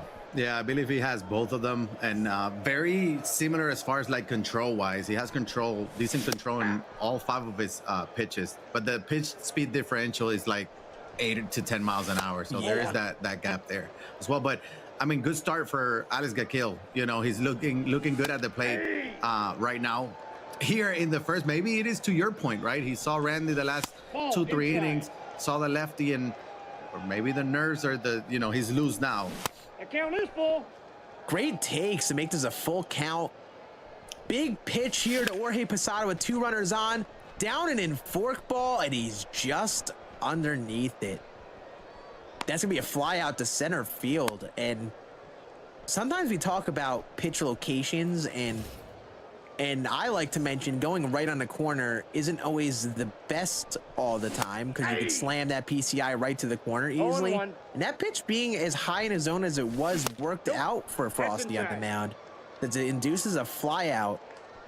So now 1 out, ground ball the short, and talk about a way to bounce back on the mound. You give up a homer, a couple hits to get 2 runners on with nobody out, and Frosty once again executes the pitch he needs to end that inning and keep it at a 1-run inning for Gakil. Then that's huge. That's huge, because he had, 1 run across, men on first and second, nobody outs, and he wasn't able to do anything else. Now he is using his Todd Helton, which we talked about, maybe the best, the third option there from the starters for Frosty. But Alex Gakil is going to use him. But it feels, if you're Frosty, you're smiling right now, after just giving up 1. Absolutely. I mean, we talk about momentum so much, and this game is so much of a momentum-based game where someone starts clicking offensively, it's tough to swing that momentum back your way. And right as you thought, Gakil could have really put up a big inning. With 1 swing, could have made it a 4-run inning with 1 out still. Instead, ground to a double play that ends the inning and only stays at 1, and wasn't able to really get going like we've seen him do. And that's Craig Biggio grounding out. He got out. Who would have thought, and not hit a home run? He's human. Who would have thought? Craig Biggio doesn't only hit homers. And Jackie, wow. Beautiful backdoor cutter to make it 2 outs here in the first. And Todd Helton, we talked about it before, has that Andy Pettit windup. Kind of has a similar pitch mix to Andy Pettit. Got that sinker cutter, faster 4-seam from the sinker and cutter. So maybe it is the look that he needs on the mound to get something going his way, because Frosty was really crushing it at the plate against Roy Halladay to start off game 1. Yeah, and both Biggio and Jackie went off in game 1, but this game maybe he found something. 2 back-to-back backdoor cutters there to get both of them to ground out. So that's a good start on the pitching side of things for Alex Gakil. But we see Frosty being Frosty and staying aggressive. There's a great swing on a down and away cutter. The teams that have consistently hit the best have successfully hit those away cutters and changeups and fastballs to the opposite field, while the teams who have been behind in these series haven't been able to do as such. And it just comes to show that even the best hitters in the world sometimes have a tough time adjusting to different speeds and different sides of the plate. That's a swing that Hank Aaron just missed and keeps it a 1-0 game here in the first. Yeah, that's a good start. Even though, you know, Alex Akil wasn't able to score more than one in the first after having a couple runners on, you come back to the bottom of the first and you hold Frosty to no runs. It's all okay now. You move on. Yep. Gotta look to keep on going. You had some great swings that inning. You'd love to just keep at it. And I think the big thing is being able to string together these hits. He needs to. I think he needs like one big like 3-run homer. It's not that I think he has the yips or anything, but with some runners on, Alex Akil is looking a lot like what Alex K did, where he got some runners on, but never really came through in a way that we know he could. So it's almost like I think he needs that one home run just to get that bit of confidence back in those scenarios, because those scenarios make the difference. The big 3-run homers, the big rallies that kind of start from stringing together a bunch of hits. That's a 1-out walk. It's the beginnings, right? Like the beginnings that we've talked about. That separates the games. It kind of like opens it up. But you know, we see Alex Akil here making some lineup changes as well. We just saw Craig Biggio draw a walk. He was on the bench for game 1. Maybe he knew he's going to be facing John Donaldson, and now he's hitting here in the 8th spot. Absolutely. And yeah, Craig Biggio been great for Frosty. Might have been like, yeah, you know, you have 3 homers as a guy, 4 homers as a guy. I'll give him a try. Give him a rep here, you know. Craig is locked in today. I know a couple weekends ago, that got through. Right. Wow. We're going to play it third, though. Aggressive base running, and he's hosed. Yep. I mean, that's not a bad scent, right? Like, it felt like he was going to get there, but the perfect throw from the center field, and there's Kiermaier, right? That's why you have Kiermaier at center field. He has a great defense, a great arm. He obviously had the perfect throw as David Wright lines one out to short, and another runner stranded for Alex Akil, and also he ran himself out there. But that's huge. That's huge there. I remember I was gonna say a couple weekends ago when I called the games with RoFlo, Craig Biggio was just going off for everyone. The first thing I did the next day was go get me my own Craig Biggio and try using him, because wow. There's Sweet Lou hitting one off the gap early in that swing, but got the launch angle on it. They hit it all the way out there. That's a leadoff double for Frosty, who's looking to get going here.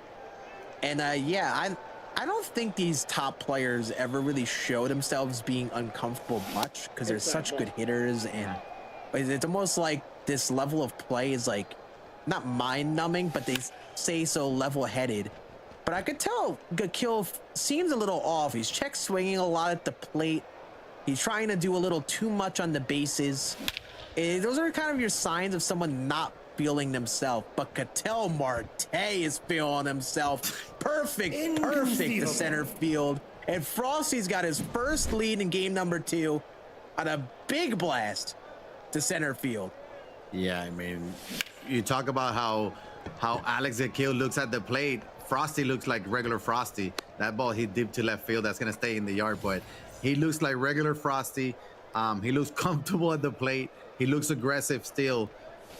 So he got the lead now. Let's see if he's able to extend the lead. And if not, Alex Akil, how are you going to respond now? You're down 1 in the series and 1 in this game. For now, you're going to have to score. You know you're going to have to score, and you're the road team. Yeah, and if you are just joining us, checking in on this series, we watched a 2-0 series win to start off today between Wilsey and Alex K, with 2 10-plus run wins for Wilsey there. On the other hand, here we have not a mercy rule, but actually, no, it was a mercy rule win in game 1 between Frosty and Alex Akil. I believe it was around 17-7. It was in that ballpark. I don't remember the exact number. But in game number 2, Frosty looking to keep the momentum his way. High fly ball to deep right field. We caught at the track. So the inning ends with a 2-run lead now for Frosty. And man, I mean, once again, I mean, good inning from him to get the runs he needed. Hit the big home run. I just want to see if Akil gets it going in the same way. You've avoided the big inning so far after 2, right? So you hold Frosty to two runs after 2 innings. You're still in it. Plenty of baseball left, but you're gonna have to start doing something offensively if you're Alex Akil, and Jackie's not doing it that time. Yeah, I mean, it's almost a bit like what we saw with Alex K, where it was like, you don't see players late on fastballs like this too often. he might have just woke up on the wrong side of the bed today. So that just might be one of those days for him. Wow. Grounder up the middle. John Donaldson kicks it off of his calf. And another just unfortunate out there is someone who's trying to get going offensively, someone who hasn't really looked comfortable with the plate. We talk about it all the time. Those hurt when you're behind trying to get things going. And that ends our inning. A jammed late swing on a down and in slider. That's when you start thinking, like, I just can't buy a hit, right? He put the PCI on the ball, 102 off the bat. It just so happened it was the pitcher wall there waiting for you. But this is what we're talking about, the mental side of things, right? You have to forget about that. There's still plenty of baseball left. There's a lot at stake, right? There's a lot on the line. Advancing to tomorrow guarantee you an extra $5,000, which it would be nice. There's Craig Biggio again. Craig Biggio doing Craig Biggio things, just hitting everything. Another good swing the opposite way. And Frosty's still going offensively. A great swing there. Last game, the top of the order really set the table for him. Jackie Robinson and Craig Biggio were a large part of his offense. Looking to keep that going here. Up and enforcing. Wow. Two early on the 97 there. But that one he sits back on perfectly. Jackie Robinson taking it to right field. 4-1 lead now for Frosty. And he went to the backdoor cutter that worked out in the first inning against both Craig Biggio and Jackie Robinson, and Frosty made the adjustment. It didn't work out that time. And here's John Donaldson, who I thought he was going to start with. He's going to bring it out of the pen. He's just leaving everything on the field now. This is his game 7. Yeah, Frosty's looking great at the plate right now. And we talked about the pitching. The pitching's been huge. Gakil tries to respond with John Donaldson, but this is high and deep to right field and just caught on the track by Hank Aaron. I'm interested to see how John Donaldson plays out for Gakil on the mound. That's a perfect to right field. Another great swing from Frosty. Yeah, here we go, right? It feels like here we go. These are the bats that are interesting. Lefty, but Sweet Lou doesn't care. That is crushed to deep right field. Make it 6-1 now here in the third for Frosty. And this is one of those big innings, right? He got 4 across, still 1 out. He's locked in. John Donaldson move is not looking great as of right now against Frosty. He's locked in and he's trying to end it now, and he doesn't want to go to game 3. Absolutely. Looking good at the plate. What he's doing on the mound is working. That's a high fly ball to deep center field. Does it have the legs? It does not, but it's all just over the center fielder's head. That'll be an automatic double. And this is, again, once you say, when it rains, it pours.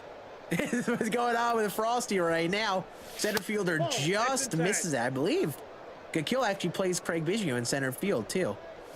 He's just behind on that. 1 ball. Hey, I'm sure Frosty's thinking, well, Kiermaier would have made that play, right? The best defensive center fielder probably of all time. Man, yeah, it's kind of funny how that goes. 2-2 the count. Now Roberto Clemente, 2-2 count. Make that a 3-2 count here. 1 out only in the inning. Few runs on the board for Frosty. That's driven to the right side. That's actually Craig Biggio over at second base. He blocks it, but can't get up and field it. And that's so the third. Still 1 out. Third base hit by Clemente going the opposite way. Way. They stay, Alex Gakil has tried to stay away from Frosty and Clemente. He just goes with it. And Tommy Edman, who crushes lefties up in a big scenario, just late on a down and in sinker. The runner should be sent home from third. He will make it there easily. So 7-1 lead for Frosty as he's building some separation here. Also, I see Kevin Kiermaier also gets this captain boost that Frosty's running. I'm not really curious on which boost it is. Ball 1. I don't know enough on the current season cornerstone captains, so whatever what it is, a good amount of these players are getting affected here. Randy Johnson got the boost. Kevin Kiermaier's got it. It's the Kershaw boost, according to chat. The lefty boost. Ooh, I love that captain boost. Very underrated captain in MLB 24, but nonetheless, this inning ends, but not without a bang for Frosty. 7-1 lead for him now. And man, Gakil just has not gotten it going, and that is not helping his case. He needs a big inning quick. Yeah, this could get out of hand quickly if he doesn't respond with a few runs of himself here. You know, he's already down 6. Nice we know what Frosty can do. There's that slurve that we're talking about. He has both the slider and the slurve. And I talk about maybe 8 miles an hour difference, more like 15, right? That slider's coming in 93, 95, the slurve low 80s. That's a big difference. I almost like the glazing might go a little crazy here, but I might honestly take some notes on the pitching with Frosty here, because he's doing such a great job of mixing pitches well and only throwing these breaking balls often enough when he needs those big pitches. And like, you don't see this often in these esports tournaments. The players are such good hitters. You don't see strikeouts like this often, but it's another strikeout. And it is wild. I wonder what's happening, right? Like, it's like you say, it's not only the strikeouts, but also sometimes the way that they're looking in these strikeouts. That was a decent swing, but right at the left fielder. Scoreless inning for Alex Gakil. Offensively, he's just not getting it done. And, you know, down 6 in the 4th. Tough. It's gonna be tough to come back, because the way Frosty's hitting, I don't think he's gonna stop scoring anytime soon. Absolutely. And John Donaldson has been money for Frosty on the mound. Not as much the same for Gakil. And like, I think it comes down to the aggressive approach. He is just, it feels like Frosty is just dialed up for all of the velo. Look at all these early swings on these inside sliders. He's ready for it. And I talked about it earlier. I mentioned how Gakil isn't afraid to throw the same pitches over and over again. He goes up and in forkball there, and Craig Biggio makes him pay. Almost over the scoreboard out there to left field. And it's kind of funny how this goes. The up and in forkball got a strikeout for him before, but this time with him at the plate, he's all over it and crushes it. It's funny how that goes. That 5th home run in 2 games. Is that what that is? From Craig Biggio? Like, he's been on a tear so far. The MVP of this series, for sure. Unreal. It's shows how crazy competitive MLB The Show is, because one at bat, the up and in forkball could be the greatest pitch of all time and make a really good player look silly and get a swing and miss. And then just an inning later, something that does the same thing, and it looks like the worst pitch ever, and the ball is hit 500 feet. Yeah. It's just like a crazy thing about competitive MLB The Show. And you see, that's kind of how this game has gone. Frosty's been all over the ball, capitalizing on mistakes. Gakil just really hasn't gotten comfortable. And it's so funny. We said this exact same thing about Alex K in the first series. You talk about competitive, you know, MLB The Show and how surprising that is at this level. It's surprising that as Jackie makes the diving play with the throw to first, he does it all for Frosty. But we've had 3 games. All 3 games have ended up with a double-digit win by the winner. Obviously, Wilsey sweeping the first series as Alex Gakil hits one down the line for a double. And then game 1 here of the second series, another double-digit Mercy Rule victory by Frosty. So that's another thing that you don't expect with we're in the semifinals of a tournament like that. It feels weird. Yeah, the MLB The Show guys have chosen chaos here today. I was about to say too that he got a very early double there with Craig Biggio with 1 out. Sometimes with a player who's struggling, you need a little dinky hit like that gets you clicking offensively. There was a ground out by David Wright, but then bounced back with a perfect for Jackie Robinson. Big 2-run homer. Now a 5-run deficit here. And like I was gonna say before, maybe he just needed that little hit to get him going offensively here. Yeah, he needed a couple runs, right? He needed it. He got a couple. He's still down 5. he's gonna have to slow down Frosty at some point. He doesn't feel like he's in his, hitting the best right now, so he's gonna have to slow him down anyways. But it seems like impossible to do right now. Yeah, it really does. And like he at least got 2, but if he wants a chance, I feel like he needs a 0. He needs to stop him at 8, and he needs that good inning again next inning. And it's been tough to stop Frosty with how he's been. Yeah, not only the series, like you mentioned, we keep comparing it to the first series because it feels so similar, right? Alex had that big 0 that we thought like, hey, maybe now he has momentum. He has to come back and score a few runs. Then he didn't score any runs, and Wilsey came back and scored like 5 on the other inning. So it's kind of like the same thing from Alex Gakil. He needs to put up a 0 here, but then he has to answer with a few runs from himself too. Lou Gehrig is indeed human. He did not hit a home run on that pitch. Be our first out of the inning, just misses that sinker. Just a little bit center on that PCI for the first out of the inning. And yeah, it's like Frosty's been great offensively. He's throwing the right pitches on the mound. And I mean, listen, we've said it before. We said it last series. Anything can happen. Gakil has made some crazy comebacks in his time on MLB The Show, and certainly can make a comeback down 5 here. It just, you only have so much time to do so because Frosty's looked good, and that's what he got what he wanted. 0 on the mound there. Still only down 5 here, and we talk about winning innings. He won that inning by scoring the 2 in the top and giving up the 0. So that's kind of what you want to do to chip away at leads like this. And there's a good swing to start the inning. Perfect off the bat of Chipper Jones to make it 8-4. Yeah, that's what I was talking about. He needed the 0, but he also needed to answer back and score, because if he cannot score, it doesn't really matter much, right? So good start for Alex Gakil here in the top of the 6th to lead off the inning with a solo shot and cut the lead to 4. Yeah, I mean, again, he's getting the occasional home run, and a couple hits strung together, but can he just keep it going for the full length of an inning, put up like 4 or 5 in an inning? I mean, that's what we've seen him do when he's played at his best and when he's made it to this point. He's going to need to do it this game, I think, to make up for this deficit. Donaldson still in his game on the mound for Frosty, only giving up 4. Starting pitching, funny enough, we talked about how Frosty said he struggles against the starters and did well against the bullpen. But for him on the mound, his starting pitchers have gone 5+ innings in both games so far, which you don't see often. Nice try, not at this stage, and that was a great backdoor slurve there, just dotted. And again, you're geared up for the 102, 103, and the slider at 95. Then you see that slurve, and you're caught in between, and you like, what do I do? You just swing and a miss. Yeah. No, it's just like when John Donaldson is locating like this, I really think he's the most frustrating pitcher to face, because you get on the slider and you get that timing down. Now you got to hit the slurve.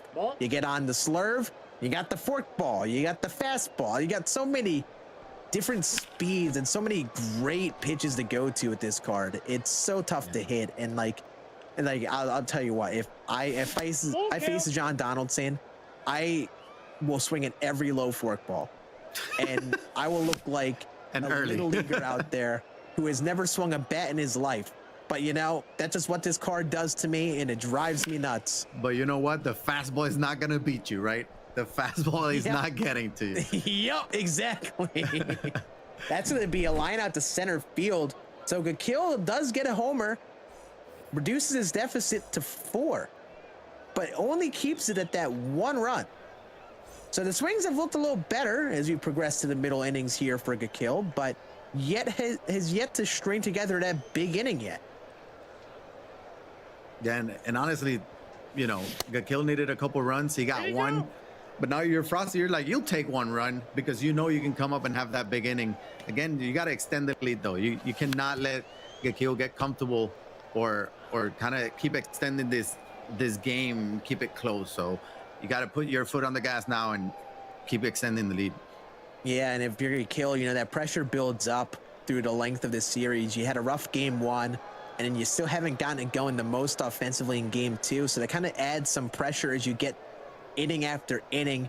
So Frosty, if you're him on the mound, you probably take advantage of that. Yeah.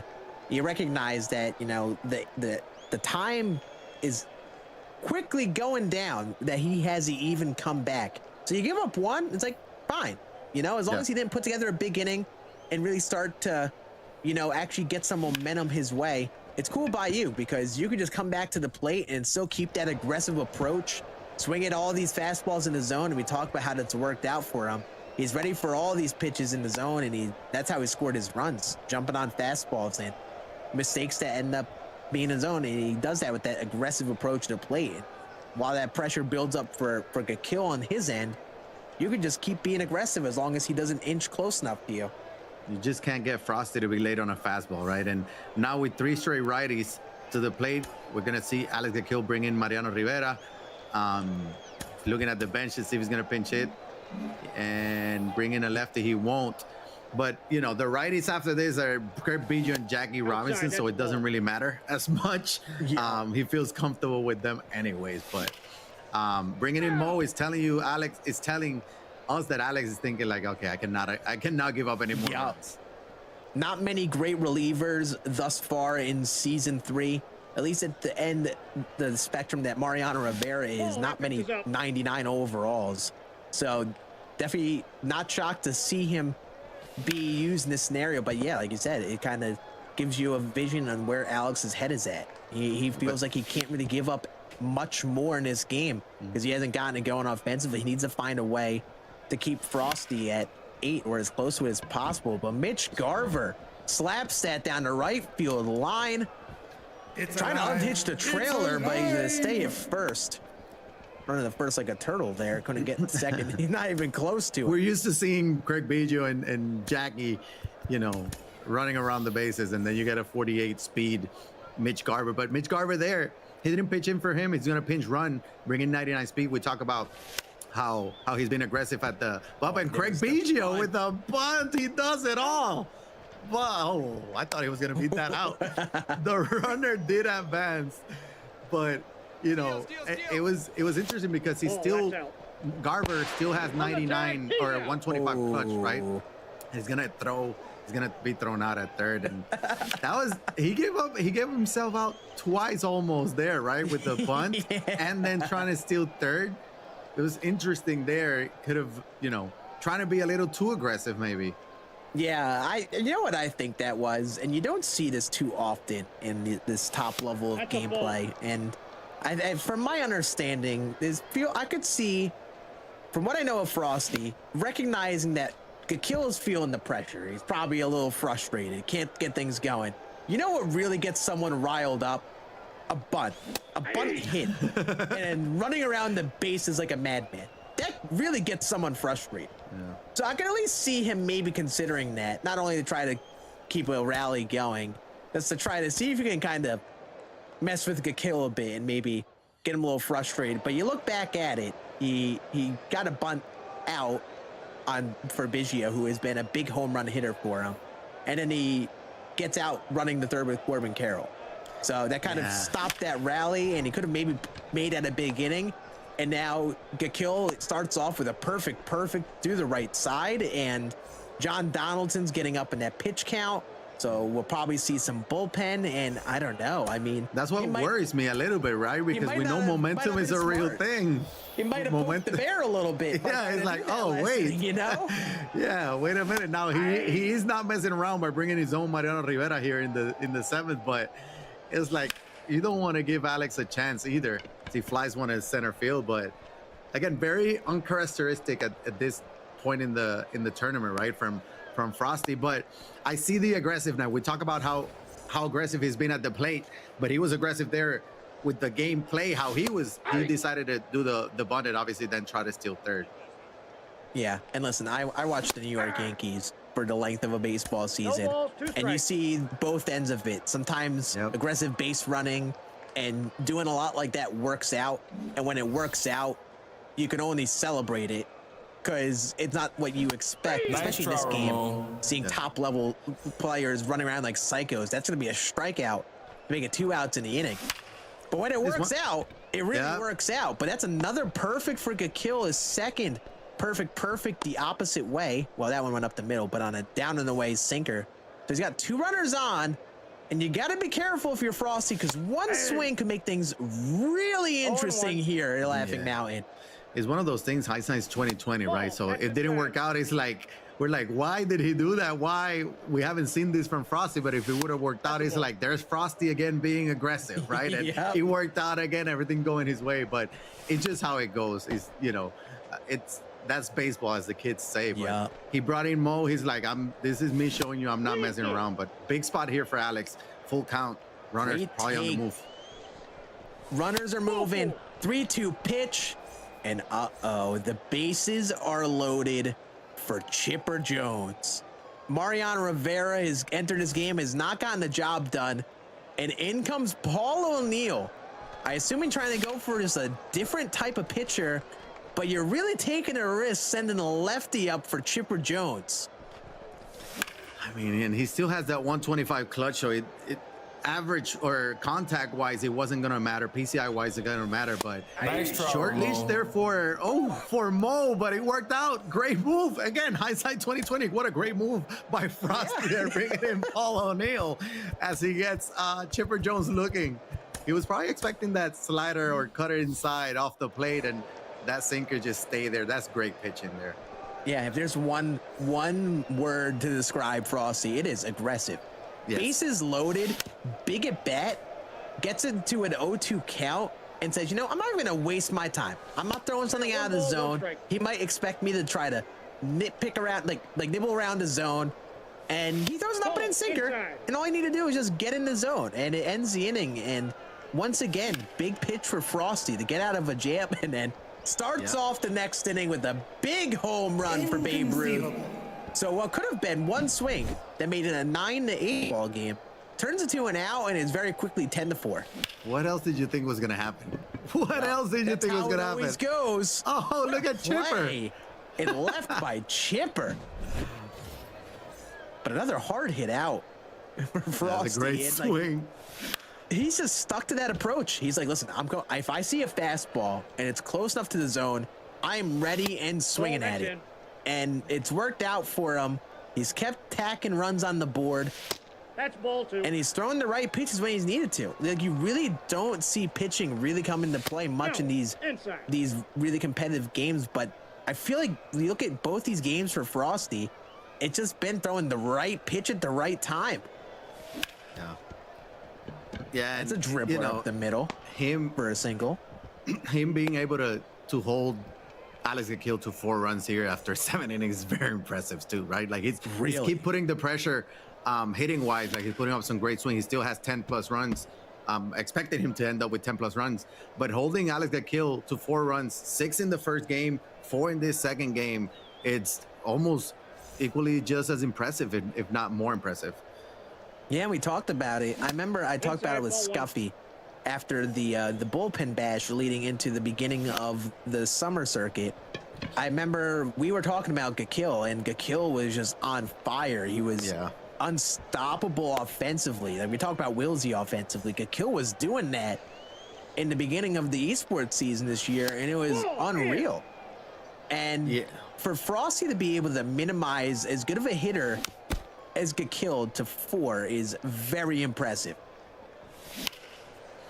Yeah, and that's the thing with why we keep saying these games are not over, because we've seen what these players are capable of. We've seen Alex Gakil put up 12 in an inning, right? Like nothing. And Frosty knows that, right? That's why he's being aggressive. That's why he's not changing his approach. It's still being aggressive. As Clemente hits a deep fly ball to left field, that's going to stay in play. It will. Foul territory. So that would do it through 7. Frosty up by 6. Getting late though. He's 6 outs away from advancing to the finals. Yeah, and if Frosty's doing what he's needing to, even when the innings where he doesn't score the most, he's seemingly consistent getting 1 or 2 and just chipping away. And that's a up and in slurve, high fly ball deep to center field, and again a swing that Gakil is just behind on. That's gonna stay in the park. Just late on that slurve. You know, he wants that pitch back because he caught a lot of play. He was ready for that cutter, though. That's Mitch Garver with the solo shot, making it a 10-5 game now. And you need a few more if you're Alex Gakil. You need a few more here. Yeah, I mean, we talk about what is necessary for a win here. We've talked about what Frosty's done right. I think it almost feels like Gakil needs to come out of nowhere. That's a beautiful swing to deep center field. And if he could just keep connecting with swings like this, I mean, that's 2 in the inning. I mean, as good as Frosty's played, it's still within reach for him. Yeah, this game's not over. Yeah, it's not over. It's like you said, you're waiting for that Alex Gakil big inning, for that big 3-run home run or something like that. That is back-to-back solo shots, right? Or 2 solo shots here in this inning. Is down 4. There's still baseball left, but he's still gonna need that big inning, that big swing, and not leave obviously runner stranded. Yeah, and he's gonna have a tough time coming back if he just keeps on putting up 1 and 2. I mean, it's gonna be like impossible. He needs that big inning where he really strings together things. There's a single that gets past Jose Trevino on the mound. So here we go, another hit. Can he keep this inning going and crawl back into this game? Got 2 runs already, and this could be the big inning that we're talking about, right? Corey Seager just got under it. Yeah, that's gonna be out number 2. He barely, the timing was there. PCI was just a little bit under it. So now, he still has a chance for that big inning. He has David Wright, who's 0 for 3. Maybe that's why he's looking at the bench. I just fell to my knees in a Walmart parking lot. I can't believe that ball did not get sent to orbit. Unreal. Yeah. We saw this last weekend with Corey Seager too versus a righty, an away sinker. Got the heart of the PCI on it, but it just didn't go the way that you would have thought. But a good at bat to bounce back. He pinch hits Matt Carpenter into this game, single up the middle. So once again, 2 runners on. 1 big swing here could make this a 1-run game for Alex Gakil. Yeah. Can he take advantage of this opportunity? Or can Frosty throw the right pitch to get out of trouble? There's a down-the-way cutter, grounded to short, and another crisis averted for Frosty on the mound. Yeah, I mean, it's again, Frosty escaping with pitching, right? That was a great pitch there. He limited the damage to only 2 runs. Now he's just trying to get some insurance runs. Now 3 outs away as well. So he got Tommy Edman. He flies it out to center field. That's going to be out number 1. But again, it's the pitching and limiting Alex to just not get those big innings. Not get it when he does get some runners on, he has not been able to bring them home. Yeah, and that's the difference. You can get runners on, but if you don't cash in on said runners, means nothing. And most of these runs for Gakil have come in the form of solo homers. So hasn't been able to string together those hits in the way that we normally see. And we talk about pitching. He needs his pitching to be big here. With how his offense has gone this game, he needs to find a way to keep Frosty right here at 10. Yeah, and we know who's on deck.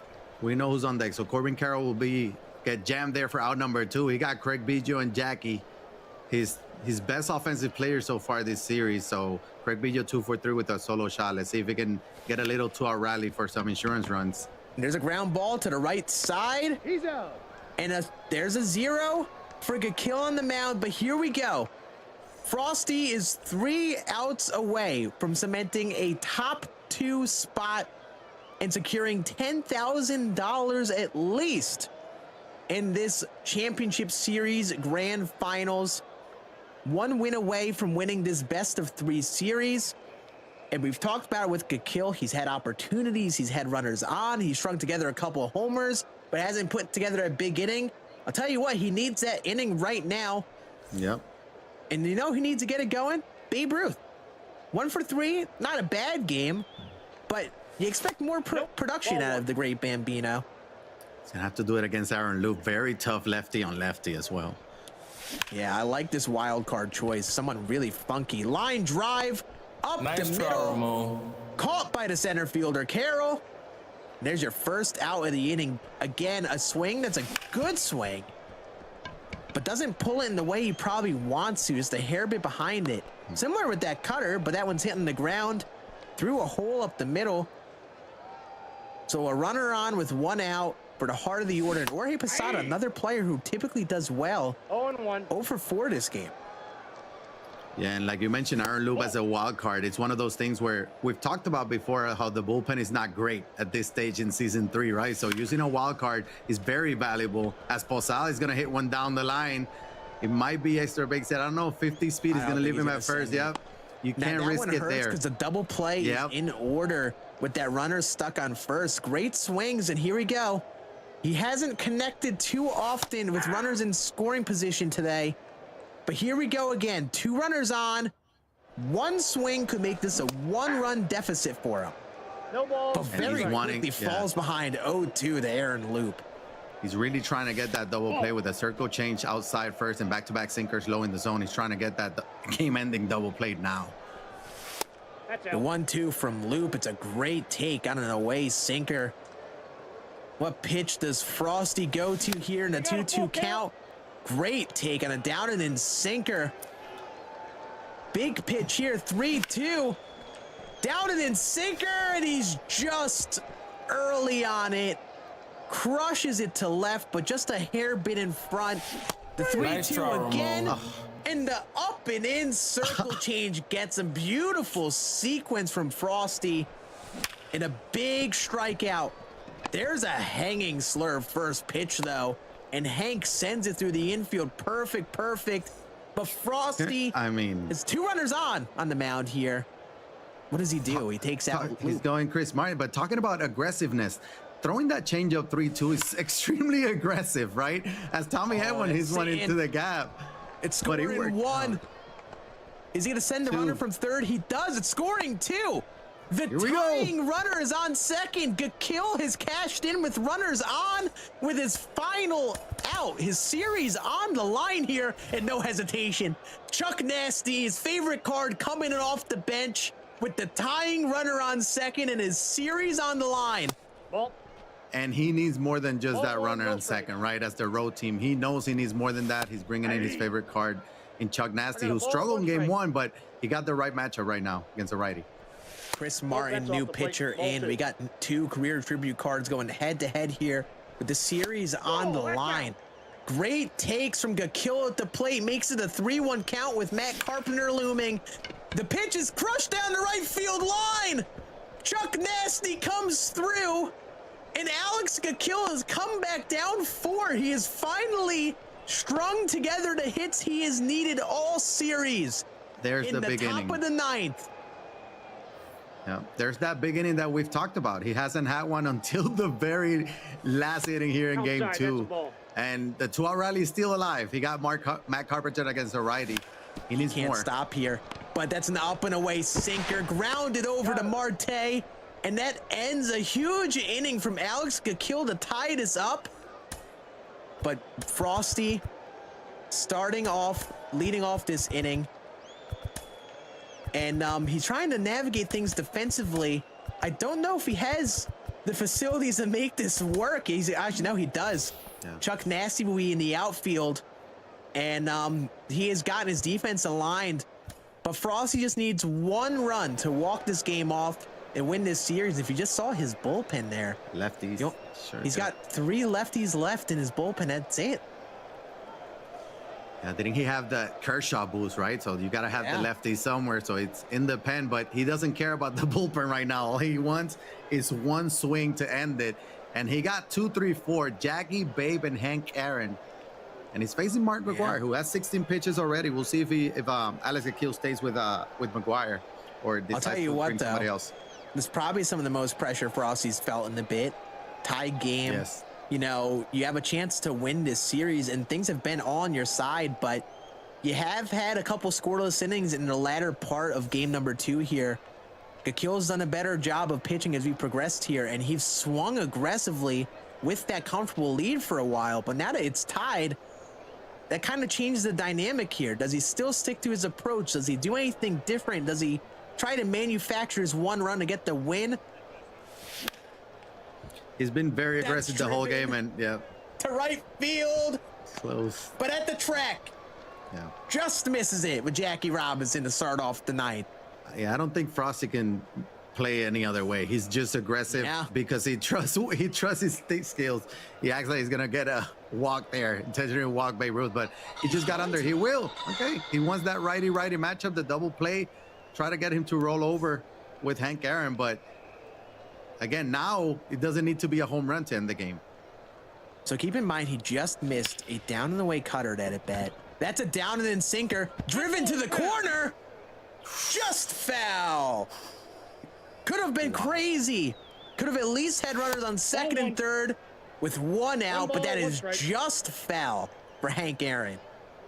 Wow. And he just missed a down and away cutter. I feel like that's got to be the go-to pitch at some point in this at bat. If he throws that in the zone, he might be ready for it, especially with Hank Aaron here. I mean, we've goes seen away cutter. 3-1. We've seen Frosty get under those pitches low in the zone, right? Like it's. I think that the double play pitch might be something off speed outside and get him to roll over, but might even need to go high to get him to jam that PCI up. Instead, it's a walk to Hank, and now there are 2 runners on for none other than sweet Lou Gehrig, and Trevino's got to be taken out at this point. There's no way you pitch a righty when you can avoid it to Lou Gehrig with your series on the line. But still a scary at bat. Al Leiter in out of the bullpen for Alex Caquill on the mound, and in comes Jose Abreu, new 99 overall off the bench. And here we go.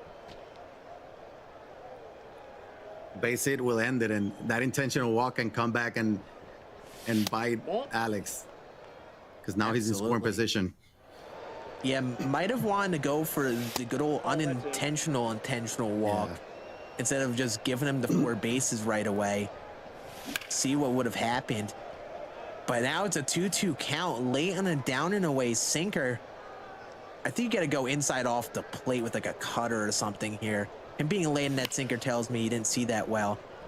Just late on it again. Jose Abreu a little behind on his swings here. So once again, a 2-2 pitch. Low sinker, and he doesn't go. 3-2 pitch. Winning run on second. He fouls it off. That's a dangerous pitch right there that caught a little bit too much of the plate. Yes. We've seen Frosty turn on those all day long. Just got under it. Big at bat. I mean, I'll tell you what, if you get the ball on the ground to the infield, you can get a double play versus Jose Abreu here. A slow runner, but you got to be careful with that winning runner on second. Goes inside cutter again, and he is early. The 9th pitch of the at-bat. And Abreu is just fighting these off, staying alive here for Frosty. And as a pitcher, you hate seeing that because he's still alive. He's finding ways to stay alive. High fly ball. Yep. Deep center field. And Jose Abreu walks it off for Frosty. Too little, too late for Alex Caquill in game number 2. And Frosty sends it home with a 2-0 series sweep. I mean, what a performance and what an ending. There was some fight there in Alex Caquill there at the end to tie it and make Frosty really earn it in the bottom of the 9th. Again, great series, great performance by both of them. Frosty felt, like you mentioned, he was in control the whole series. He really felt the pressure probably right there in the 9th inning, but he still came through. Yeah, I'll tell you what, if Caquill was able to put up a couple more runs in that 9th inning to get a little bit of a cushion, talk about pressure, because that's game number 2. And then Caquill goes back to being the home team in game number 3. If he just capitalized a little bit more, got a couple more runs on the board, he could have made things really interesting. However, Frosty, like we've talked about, made the pitches that he needed to, kept the game tied in the 9th, and then we go back to the intentional walk to Babe Ruth, and then another walk to Hank Aaron to get that runner on second, and a big at bat by Jose Abreu to send it home. And just clutch hitting from Frosty when he needed it. Big, consistent offense throughout the length of both games. But I think the difference was just that he was able to really minimize Alex for so long, and right as Alex found it, he just had to score 1. It almost felt a little too late for Alex Caquill, even though he tied it.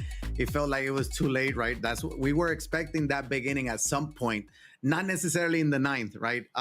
Especially being the road team. That these players are so good at the play that the advantage usually goes to the home team on those close games. They usually tend to come through in the bottom of the ninth, and that's exactly what Frosty did. And secures his spot in the finals. He's going against the back-to-back champion Wilsey, but he secures another 5,000, guarantees 10,000 now in this grand finals. Absolutely. It just, yeah, you look at the box score on the left side. You saw Gakil fight back 6 runs in the 8th and 9th inning to fight back after being down 10-4. But I think, like you said, it was just a little late. Unfortunately, he didn't find it earlier in the series. And we've talked about Gakil, how great of a hitter he was. He fought literally to the very end there and found a way to tie it. But Frosty did everything he needed to slam that shut. So now Frosty will be going up against Wilsey in our finals for our grand finals with $25,000 at stake. And this is the path that both of them have taken. Frosty taking down Kreiner in a 2-0 series win, and then Alex Gakil, who won the very first tournament of the year. So Frosty having some great success in this bracket. We saw Wilsey put up a great showing today as well. So tomorrow we got a crazy finals in store between those two. But if you see our top 8 here, all these players still making out with good money. Gakil still ending this year with another 5,000 underneath his belt. So definitely can't be too disappointed making out with $5,000 after fighting all the way in that series there. And I'll tell you what, though, playing for 25K is got to be a very crazy feeling. We're actually going to be talking to Frosty in just a moment, get his thoughts on how he's feeling. He's actually here right now. And let me ask you, initial thoughts after that close finish, Frosty. How are we feeling after that final game? I'm feeling amazing. I mean, Gakil fought to the very end. He held me scoreless the last couple innings. That's one of the best players in the world, and it feels amazing to beat him. Yeah, I think you probably knew that he was going to come back at some point. Like, your pitching was so solid that you kept, you kept him from having those big innings. But you knew that at some point he was going to have that big inning. He just so happened to be in the ninth and force you to have to really earn it there in the bottom of the ninth. What was your thought process in that ninth inning, especially after the walk to Babe Ruth, intentional walk there? Obviously, we saw the pinch hit decision was immediately, so you kind of already knew what you were doing. But take us through that moment. Yeah, he got intentionally walked, and I knew if he intentionally walked for Babe, Hank was probably going to get a hit or something, or a platoon, worst case. And then I knew I had Lou on deck, so I knew I had Abreu that could play the field. And I'm like, he's got to go a lefty here because he doesn't want to face Lou. I mean, Lou's just unbelievable. And Jose Abreu, that card had one of the best swings in season 1. I put him on the bench. It was a last-minute decision. Probably the best swing I've ever taken. Speaking of those last-minute decisions and things that have changed from last week when I talked to you, I remember asking you how you were struggling against the starting pitching in the other team, how you couldn't get things going early, and you straight up said, I don't do well against starting pitching, and I do better against the bullpen. But this time around, you did a lot better against the starting pitching. Did anything change over this last week strategically, or did you just stick to your normal strategy at the plate and it just happened to work out today? I kind of changed my strategy. That was the best I've ever hit Roy Halladay, I think, in a tournament setting. I practiced against Roy for like the last 4 or 5 days, at least 4 or 5 games a day against Roy, and it paid off big time. I mean, I was thinking an auto L the first game, and that was the best I've hit a starting pitcher in a tournament for sure. I got 2 quick questions. So obviously you're facing Wilsey in the finals tomorrow. You've come close multiple times. It feels like every tournament you're in that final 4 finals, including the land tournament and everything. So what do you expect tomorrow? How many and how many home runs is Craig Biggio going to hit tomorrow? It's a best of 5. He hit 5 today, I think, in 2 games. So I'm expecting the over-under is probably like 7.5. But let me hear it from you. Tomorrow, I expect 20 plus runs from both teams and 5+ home runs from 4 different players. I'm going to tell you that right now. Me versus Wilsey, I think we had like a 29-28 game or something like that and ranked one time. And we always have high scoring games. Anybody that's watched this knows that what honestly might be who mercies who first. Absolutely. That is how these games go. Yet again, congratulations on securing a top 2 placement and at least getting $10,000. Sure. Thank you for putting on a show for all of us. It was fun watching you, and we'll make sure to see you again tomorrow here. Thank you, guys. Sure. Good luck. And yeah, there was Frosty, and man, just what a show. Like, I'll tell you what, it's always funny talking to him because he has like this like fun demeanor after winning a series like that. When like if that were me, I'm like panicking and I'm just taking sighs of relief if I'm winning a series. And this man is just having a jolly old time. It's very fun. So a shout out to all of our players that are playing today. We saw both Frosty and Wilsey advance to the top two. Tomorrow we'll be back here watching our final two. You'll be seeing Scuffy and Roflo in the booth commentating that. They'll be seeing whoever comes out on top with the 25,000 between Wilsey and Frosty. It'll be a best of 5 series. I'm assuming a lot of chaos and sore, like he said.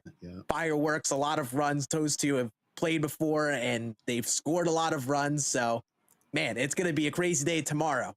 Yeah, it's going to be a lot of fun. And it's like you say, it feels like he doesn't feel the pressure, right? He's always so cool, calm, and collected. And he's also been in this situation before. Maybe he hasn't won it back-to-back like Wilsey, but he did beat Kreiner to get here, a 2-time champion. He beat Alex Akil, a champion as well. So he's the only one that had to beat a champion to make it this far. He's also going to have to beat another champion to win it for him this time. So it's going to be, obviously there's a lot at stake. It's going to be a lot of fun. And I expect both of them to just come out swinging early. And like he said, 20 plus runs from everyone.